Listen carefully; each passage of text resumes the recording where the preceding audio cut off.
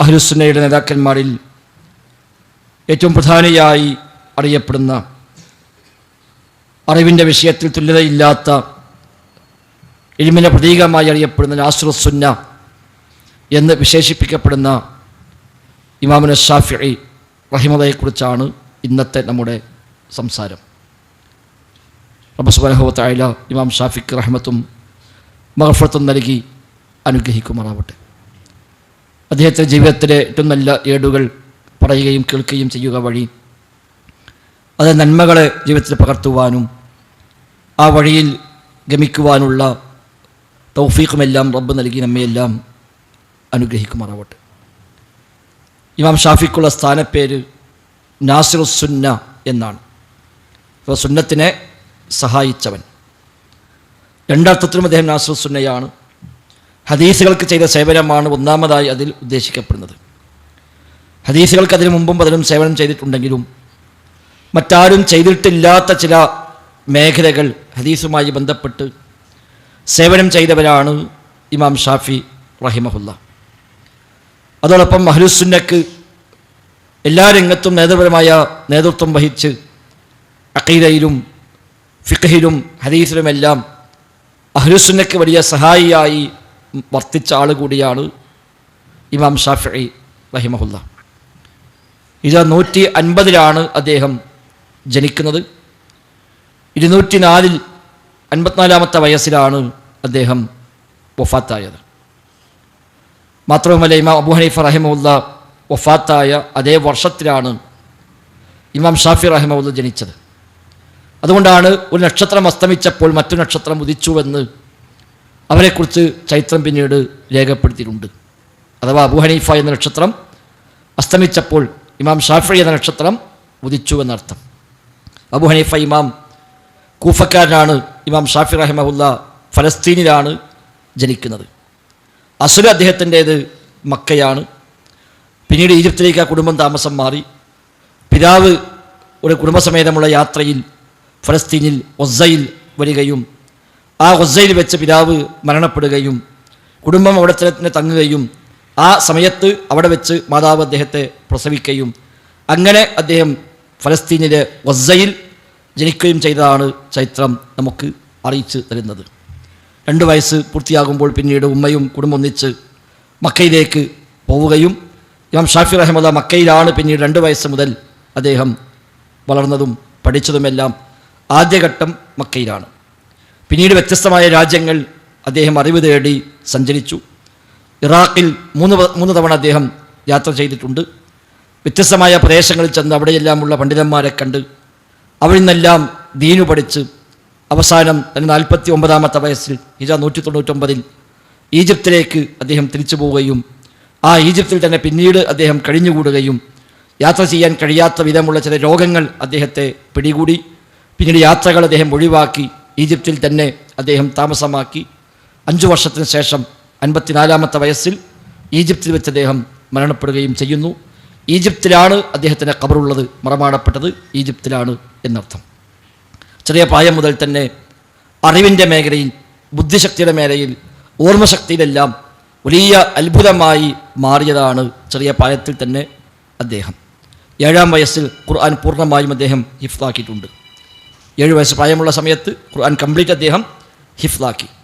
അതിനുശേഷം ശുദ്ധമായ അറബി സാഹിത്യം പഠിക്കുവാൻ വേണ്ടി മക്കയുടെ പ്രാന്തപ്രദേശങ്ങളിലുള്ള ഹുദൈൽ എന്നറിയപ്പെടുന്ന ഒരു ഗോത്രം, അവരാണ് അന്ന് അറബികളിൽ ഏറ്റവും ശുദ്ധമായ അറബി സംസാരിക്കുന്ന ആളുകൾ. സാഹിത്യത്തിൽ, കവിതയിൽ എല്ലാം വലിയ അഗ്രഗണ്യരായ 70-ലേറെ കവികൾ ഉണ്ടായി വന്ന ഒരു കുടുംബമാണ് ഹുദൈൽ കുടുംബം. അറിയപ്പെട്ട ഒരുപാട് കവികൾ അവരിലുണ്ട്. അറബികൾക്കിടയിൽ വേറെ പ്രചാരം നേടിയ കവിതകളെല്ലാം ഹുദൈലുകളുടെ കവിതയാണ്. ഏറ്റവും ശുദ്ധമായ അറബി സംസാരിക്കുന്നവരാണ് അവർ. അപ്പോൾ അവരുടെ ഇടയിൽ സഹവസിച്ചുകൊണ്ട് അറബി ഭാഷയും അറബി സാഹിത്യവും പഠിക്കണമെന്ന താല്പര്യത്തിൽ അദ്ദേഹം 2 വർഷം അവർക്കിടയിൽ പോയി താമസിക്കുകയും ആ 2 വർഷം കൊണ്ട് ഹുദൈലികളുടെ ഏതാണ്ട് എല്ലാ കവിതകളും അദ്ദേഹം കാണാതെ പഠിച്ചു എന്നാണ്. കേൾക്കുന്നതെല്ലാം ഹിഫ്ളാക്കുന്ന ഒരു രീതി അദ്ദേഹത്തിന് ഉണ്ടായിരുന്നു. പെട്ടെന്ന് അത് കാണാപ്പാടം പഠിയും. എന്തു കണ്ടാലും, എന്ത് വായിച്ചാലും, എന്ത് കേട്ടാലും അതെല്ലാം വളരെ പെട്ടെന്ന് അദ്ദേഹത്തിനത് ഹിഫ്ളാകുമായിരുന്നു. ആ 2 വർഷം അവർക്കിടയിൽ കഴിഞ്ഞുകൂടുകയും അവിടെ ഏതാണ്ട് മുഴുവൻ കവിതകളും അദ്ദേഹം കാണാതെ പഠിക്കുകയും അറബി സാഹിത്യത്തിൽ വലിയ പ്രാഗൽഭ്യം നേടുകയും ചെയ്യാൻ ആ 2 വർഷം കൊണ്ട് അദ്ദേഹത്തിന് സാധിച്ചു. അദ്ദേഹത്തിൻ്റെ കുടുംബം അസ്ലിയായി ഖുറൈശി കുടുംബമാണ്. നബി തങ്ങളുടെ പിതാമഹൻ അബ്ദു മനാഫുമായി അദ്ദേഹത്തിൻ്റെ വംശപരമ്പര ചെന്നെത്തുന്നുണ്ട്. പേര് മുഹമ്മദ് എന്നാണ്, വാപ്പ ഇദ്രീസാണ്. 5ാമത്തെ വാപ്പയാണ് ഷാഫി. അദ്ദേഹത്തിൻ്റെ വല്ലിപ്പയുടെ വാപ്പ 5ാമത്തെ വാപ്പയാണ് ഷാഫി എന്നറിയപ്പെടുന്നത്. അദ്ദേഹത്തിൻ്റെ പേര് ഷാഫി എന്നല്ല, പേര് മുഹമ്മദ് എന്നാണ്. Muhammad Ibnu Idris Ibn Abbas Ibnu Usman Ibnu Shafi. അതാണ് ഇമാം ഷാഫിയുടെ ആ ഒരു പിതൃ പരമ്പര. 5ാമത്തെ വാപ്പയാണ് ഷാഫി. ആ വാപ്പയുടെ പേരിലാണ് അദ്ദേഹം അറിയപ്പെടുന്നത്. അത് അറബികളെ പൊതുവെ ഒരു ശൈലിയാണ്. ഒരു കബീലയിൽ അറിയപ്പെട്ട ഒരാളുണ്ടെങ്കിൽ പിന്നെ വരുന്ന മക്കളൊക്കെ അയാളിലേക്ക് ചേർത്തി പറയപ്പെടും. ഇന്നയാളുടെ മകൻ എന്ന അർത്ഥത്തിൽ. ചിലപ്പോൾ വാപ്പയാവാം, ചിലപ്പോൾ ഉമ്മയാവാം, ചിലപ്പോൾ മറ്റേതെങ്കിലും ഒരാളാവാം, സഹോദരന്മാരാവാം. അങ്ങനെ ആ കബീലയിൽ പേരുകേട്ട് അറിയപ്പെട്ട ഏതെങ്കിലും മേഖലയിൽ പ്രത്യേകമായി ശ്രദ്ധേയമായ വ്യക്തികളുണ്ടെങ്കിൽ അവരിലേക്ക് ചേർത്തിക്കൊണ്ട് പറയുക എന്നുള്ളത് അറബികളുടെ പൊതുവായൊരു ശൈലിയാണ്. ഒന്നുകിൽ സഹോദരൻ എന്ന് പറയും, അല്ലെങ്കിൽ സഹോദരി എന്ന് പറയും, അല്ലെങ്കിൽ മകൻ എന്ന് പറയും. അതൊക്കെ അറബികളുടെ ശൈലിയാണ്. ഇപ്പോൾ വിശുദ്ധ ഖുർആൻ തന്നെ പറഞ്ഞല്ലോ, യാ ഉഖ്ത ഹാറൂൻ മാ കാന അബൂക ഇംറഅ സൗഇൻ. അവിടെ മറിയം ബിവിയെ പറ്റി പറയുമ്പോൾ ഹാറൂനിൻ്റെ സഹോദരി എന്ന് പറഞ്ഞു. ഹാറൂനിൻ്റെ നേക്കിലെ സഹോദരിയല്ല മറിയം ബിവി. അവർക്ക് ഒരുപാട് വ്യത്യാസമുണ്ട്. പക്ഷേ ഈ ഒരു ശൈലി പ്രകാരമുള്ള പ്രയോഗമാണ് എന്നാണ് ഖുർആൻ വ്യാഖ്യാതാക്കളുടെ പ്രബലമായ ഒരു അഭിപ്രായം. അല്ലാഹു അഅലം. നബിതങ്ങളും പറഞ്ഞിട്ടുണ്ട്, അന നബിയുൻ ലാ കദിബ് അന ഇബ്നു അബ്ദുൽ മുത്തലിബ് എന്ന് നബിതങ്ങൾ പറഞ്ഞത് ഹദീസിൽ കാണാൻ പറ്റും. അന നബിയുൻ, ഞാൻ നബിയാണ്, ലാ കദിബ്, കളവ് പറയുകയല്ല. അന ഇബ്നു അബ്ദുൽ മുത്തലിബ്, ഞാൻ അബ്ദുൽ മുത്തലിബിൻ്റെ മോനാണ്. ശരിക്കും അബ്ദുൽ മുത്തലിബിൻ്റെ മോനല്ല, അബ്ദുൽ മുത്തലിബിൻ്റെ പേരക്കുട്ടിയാണ്. പക്ഷേ പ്രയോഗിച്ചത് അന ഇബ്നു അബ്ദുൽ മുത്തലിബ്, ഞാൻ അബ്ദുൽ മുത്തലിബിൻ്റെ മോനാണ്, എനിക്ക് നുണ പറയേണ്ട ആവശ്യമില്ല. അങ്ങനെ വെറുതെ നുണ പറഞ്ഞിട്ട് ഇന്ന് നേടിപ്പോകേണ്ട കാര്യമൊന്നും എനിക്കില്ല. ഞാനിവിടെ ഖുറൈശി തറവാട്ട് പിറന്നാളാണ്, അബ്ദുൽ മുത്തലിബിൻ്റെ മോനാണ്, എനിക്കങ്ങനെ ഒരു ഇല്ലാത്ത പറഞ്ഞിട്ട് ഇനി ഞാൻ വെറുതെ നബിയാണെന്നും പറഞ്ഞിട്ട് വല്ല നേടിപ്പോകേണ്ട കാര്യമൊന്നും എനിക്കില്ല എന്ന അർത്ഥത്തിൽ അന നബിയുൽ ലാ കദിബ് അന ഇബ്നു അബ്ദുൽ മുത്തലിബ് എന്ന് നബി തങ്ങൾ പറഞ്ഞത് ഹദീസ് ഗ്രന്ഥങ്ങളിൽ നമുക്ക് കാണാൻ സാധിക്കുന്നുണ്ട്. ഇമാം ഷാഫി റഹിമഹുല്ല നബിയുടെ പിതൃപരമ്പരയിൽ അബ്ദുൽ മുത്തലിബുമായി നബിയുടെ ആ പിതൃപരമ്പരയിൽ ഇദ്ദേഹം ചെന്ന് ചേരുന്നുണ്ട്. നബി തങ്ങളുടെ പിതൃപരമ്പരയിൽ അബ്ദു മനാഫുമായി, മുത്തലിബിൻ്റെ മകൻ ഹാഷിമ്, മുത്തലിബ്, അബ്ദു മനാഫ്. ആ അബ്ദു മനാഫുമായി ഇമാം ഷാഫിയുടെ പിതൃപരമ്പര ചെന്ന് മുട്ടുന്നു. അബ്ദു മനാഫിൽ നിന്ന് നബി മറ്റൊരു വഴിക്ക് വന്നു, ഇമാം ഷാഫി മറ്റൊരു വഴിക്കും വന്നു. ആ നിലയ്ക്ക് അദ്ദേഹം ഖുറൈശിയാണ്. അതുകൊണ്ട് തന്നെ ആ ഒരു മഹത്വം അദ്ദേഹത്തിന് ഉണ്ട് താനും. ഏതായിരുന്നാലും അദ്ദേഹത്തിന് 5ാമത്തെ പിതാവാണ് ഷാഫി എന്നറിയപ്പെടുന്ന പിതാമഹൻ. അദ്ദേഹത്തേക്ക് ചേർത്തിക്കൊണ്ടാണ് ഇമാം ഷാഫി എന്ന് അദ്ദേഹം വിളിക്കപ്പെടുന്നത്. സൂചിപ്പിക്കപ്പെട്ട പോലെ ഹിജ്റ 150 അദ്ദേഹം ജനിച്ചു. പിന്നീട് 2 വയസ്സായപ്പോൾ മക്കയിൽ വന്നു. 7ാം വയസ്സിൽ വിശുദ്ധ ഖുർആൻ ഹിഫ്ലാക്കി. കാരണം അന്ന് മക്ക എല്ലാ അറിവിൻ്റെയും കേന്ദ്രമാണ്. ധാരാളം പണ്ഡിതന്മാർ നിറഞ്ഞു നിൽക്കുന്ന പ്രദേശമാണ് ഏത് കാലത്തും മക്കയും മദീനയും ഒക്കെ. അവിടെ ധാരാളം ഖുർആഇങ്ങൾ, ഖുർആൻ പഠിപ്പിക്കുന്ന ധാരാളം ആളുകളുണ്ട്. അവർക്ക് മുമ്പിൽ വെച്ച് അദ്ദേഹം ഖുർആൻ പഠിച്ചു.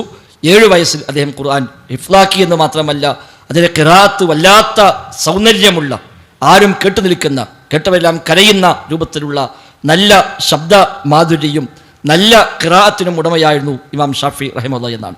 പലരും അദ്ദേഹത്തെ സദസ്സിൽ വന്നിരിക്കുകയും അദ്ദേഹത്തെ ഖുർആനോത്ത് കേട്ട് അവർ കരയുകയുമൊക്കെ ചെയ്യാറുള്ളത് അദ്ദേഹത്തിൻ്റെ സദസ്സിൽ അറിയപ്പെട്ട കാര്യമാണ്. അതിനുശേഷമാണ് അറബി ഭാഷ പഠിക്കാൻ വേണ്ടി ഹുദൈൽ കബീലക്കാരുടെ കൂടെ കൂടുകയും ആ 2 വർഷത്തെ സഹവാസത്തിനിടയിൽ അവരിൽ നിന്ന് ശുദ്ധമായ അറബി അദ്ദേഹം പഠിക്കുകയും ചെയ്തു. അന്നൊന്നും ഈ വഴിയിലേക്ക് ഒരു ഫിഖ് പഠിച്ച് ഹദീസ് പഠിച്ച് അങ്ങനെ ആലിമായി ആ വഴിയിലേക്ക് വരണമെന്ന നിയ്യത്തൊന്നും അന്ന് അദ്ദേഹത്തിന് ഇല്ല. ചെറിയ കുട്ടിയാണ്, ഒരു 9 വയസ്സ് 10 വയസ്സ് പ്രായമുള്ള സമയമാണല്ലോ. പക്ഷെ അന്ന് അദ്ദേഹം ഈ സാഹിത്യത്തിലേക്കാണ് തിരിഞ്ഞത്. അറബി സാഹിത്യവും കവിതയും ഭാഷാ നൈപുണ്യവും അതൊക്കെ നേടി അതിൽ വലിയ അഗ്രഗണ്യനായി പോകുന്ന രീതിയാണ് അന്നുണ്ടായത്. അങ്ങനെ ഇരിക്കുക അദ്ദേഹത്തിൻ്റെ ഒരു കുടുംബത്തിൽപ്പെട്ട ഒരാൾ ഇദ്ദേഹത്തെ കാണുകയും ഇദ്ദേഹത്തിൻ്റെ ഈ ഒരു അറബി ഭാഷയിലെ കഴിവും ഇതൊക്കെ കണ്ടപ്പോൾ ആ കുടുംബക്കാരൻ പറഞ്ഞു, അറബിയിൽ വലിയ കഴിവും വലിയ സാഹിത്യമൊക്കെ ഉണ്ടായിട്ട് എന്താ കാര്യം, അല്ലാഹുവിൻ്റെ ദീന് ആഴത്തിൽ പഠിക്കാതിരുന്നാൽ ഇതിന് പ്രയോജനമുണ്ടോ എന്ന് ചോദിക്കുകയാണ്. ആ ചോദ്യമാണ് ആ ഷാഫി ഇമാം എന്ന കുട്ടിയുടെ മനസ്സിൽ സ്വാധീനിച്ചത്. ആ ചോദ്യം അദ്ദേഹത്തിന് കൊണ്ടു. അല്ലാഹുവിൻ്റെ ദീന് പഠിച്ചില്ലെങ്കിൽ, അഗാധമായ ജ്ഞാനം നേടിയില്ലെങ്കിൽ ഇതുകൊണ്ടൊക്കെ എന്തു കാര്യം എന്ന ചോദ്യം അദ്ദേഹത്തിന് മനസ്സിൽ തറക്കുകയും ആ ബന്ധുവിനോട് ചോദിച്ചു, എങ്കിൽ എനിക്ക് ആരെയാണ് അങ്ങനെ സമീപിക്കാൻ പറ്റുക, ദീനു പഠിക്കാൻ, ആഴത്തിൽ മതം പഠിക്കാൻ എനിക്ക് അവലംബിക്കാൻ പറ്റിയ പണ്ഡിതന്മാരാരാണ്, ഞാൻ പോകാൻ തയ്യാറാണ് എന്ന് പറഞ്ഞപ്പോൾ അദ്ദേഹം പറഞ്ഞു, എന്താ സംശയം, ഇന്ന് മുസ്ലിമീങ്ങളെ മൊത്തം നേതാവ് ഇമാമുൽ മുസ്ലിമീൻ, മുസ്ലിമീങ്ങളെ മൊത്തം നേതാവായി അറിയപ്പെടുന്ന ഇമാം മാലിക് റഹിമഹുല്ലാ മദീനയിലുണ്ട്. ആ ഇമാം മാലിക്കിനെ ചെന്ന് കണ്ട് അദ്ദേഹത്തിൽ നിന്ന് ദീനു പഠിച്ചാൽ അതാണ് ഏറ്റവും നല്ലത് എന്ന് പറഞ്ഞു കൊടുക്കുകയും അങ്ങനെയാണ് 10 വയസ്സ് പ്രായമുള്ള ഇമാം ഷാഫിക്ക് ഇമാം മാലിക്കിനെ ചെന്ന് കാണണം എന്ന അതിയായ ആഗ്രഹം ജനിക്കുകയും ചെയ്യുന്നത്. അന്ന് അദ്ദേഹം മക്കയിൽ പഠിച്ചുകൊണ്ടിരിക്കുന്നു. അവിടുത്തെ മുസ്ലിം ബിൻ ഖാലിദ് സഞ്ചി റഹിമഹുള്ളയുടെ ശിഷ്യനായിട്ട് ഇമാം ഷാഫി റഹിമഹുള്ള അന്ന് പഠിക്കുന്നുണ്ട്. അങ്ങനെയാണ് ഈ ഉസ്താദിനോട് അദ്ദേഹം ഈ ആഗ്രഹം പറഞ്ഞു, എനിക്ക് ഇമാം മാലിക്കിനെ പോയി കാണണം, ഇമാം മാലിക്കിനെ അടുത്തുനിന്ന് ദീനു പഠിക്കണം എന്ന ആഗ്രഹം തൻ്റെ ഉസ്താദായ മുസ്ലിം ഇബ്നു ഖാലിദ് സഞ്ചി റഹിമഹുള്ളയോട് അദ്ദേഹം ഉന്നയിക്കുകയും ഉസ്താദ് അതിന് അംഗീകാരം കൊടുക്കുകയും ചെയ്തുവെന്നാണ്. അപ്പോൾ ഇമാം മാലിക്കിനെ കാണാൻ പോകും മുമ്പ് ഇമാം മാലിക്കിൻ്റെ അറിവുകൾ വല്ലതും പഠിച്ചിട്ട് പോകാം എന്ന് അദ്ദേഹം തീരുമാനിക്കുകയും ഇമാം മാലിക് റഹിമഹുള്ളയുടെ അൽ മുവത്ത എന്ന ഹദീസ് ഗ്രന്ഥം അന്ന് ലഭ്യമായ ഏക ഹദീസ് കിതാബാണ്. ഹദീസുകളെല്ലാം ജംഅ് ചെയ്ത് ക്രോഡീകരിച്ച ചരിത്രത്തിലെ 1ാമത്തെ ഗ്രന്ഥം ഇമാം മാലിക്കിൻ്റെ അൽ മുവത്ത എന്ന ഗ്രന്ഥമാണ്. അതിനിടയ്ക്ക് ഒറ്റപ്പെട്ട ചിലരൊക്കെ എഴുതി വെച്ച ചെറിയ ചെറിയ പാർട്ടുകളേ ഉള്ളൂ. ചില ഹദീസുകൾ മാത്രം, ചില 10 ഹദീസ്, 15 ഹദീസ്, 30 ഹദീസ്, ഇങ്ങനെയൊക്കെ ഓരോ വിഷയത്തിലെ ഹദീസുകൾ, ഇതൊക്കെ സ്വന്തം ആവശ്യത്തിന് വേണ്ടി എഴുതി വെച്ച ചില സമാഹാരങ്ങളുണ്ട് എന്നല്ലാതെ എല്ലാം ഉൾക്കൊള്ളുന്ന രൂപത്തിലുള്ള ഹദീസ് സമാഹാരം അന്ന് ഉണ്ടായിട്ടില്ല. അതാദ്യമായി ചെയ്തത് ഇമാം മാലിക് റഹിമഹുള്ളയാണ്. അദ്ദേഹത്തിൻ്റെ കിതാബാണ് അൽ മുവത്ത എന്ന ഗ്രന്ഥം. ആയിരക്കണക്കിന് ഹദീസുകളുള്ള അന്നത്തെ ഏറ്റവും ബൃഹത്തായ ഗ്രന്ഥമാണ് ഇമാം മാലിക്കിൻ്റെ അൽ മുവത്ത. അപ്പോൾ ഈ മുവത്ത എന്ന കിതാബ് ഒന്ന് പഠിച്ചാൽ തരക്കേടില്ല എന്ന് അദ്ദേഹം ആഗ്രഹിക്കുകയും മക്കയിൽ മുവത്തയുടെ കൈയെഴുത്ത് കോപ്പി കൈവശമുള്ള ഒരാളെ അദ്ദേഹം ചെന്ന് കണ്ടു, പരിചയപ്പെട്ടു. ഇന്നത്തെ പോലെ പ്രിൻറ്റിങ്ങോ അല്ലെങ്കിൽ PDF ഇതൊന്നും ഇല്ലല്ലോ, അത് കൈയെഴുത്ത് കോപ്പിയേ ഉള്ളൂ. അപ്പോൾ ഇമാം മക്കയിൽ ഒരാളുടെ കയ്യിൽ മുവത്തയുടെ കൈയെഴുത്ത് കോപ്പിയുണ്ട് എന്ന് മനസ്സിലാകുകയും അദ്ദേഹത്തെ ചെന്നു കണ്ട് അദ്ദേഹത്തോട് ഈ മുവത്ത എനിക്ക് തൽക്കാലം കടമായി തരണം, വായ്പ തരണം എന്ന് ആവശ്യമുന്നയിക്കുകയും അങ്ങനെ അദ്ദേഹം അത് നൽകുകയും ചെയ്തു.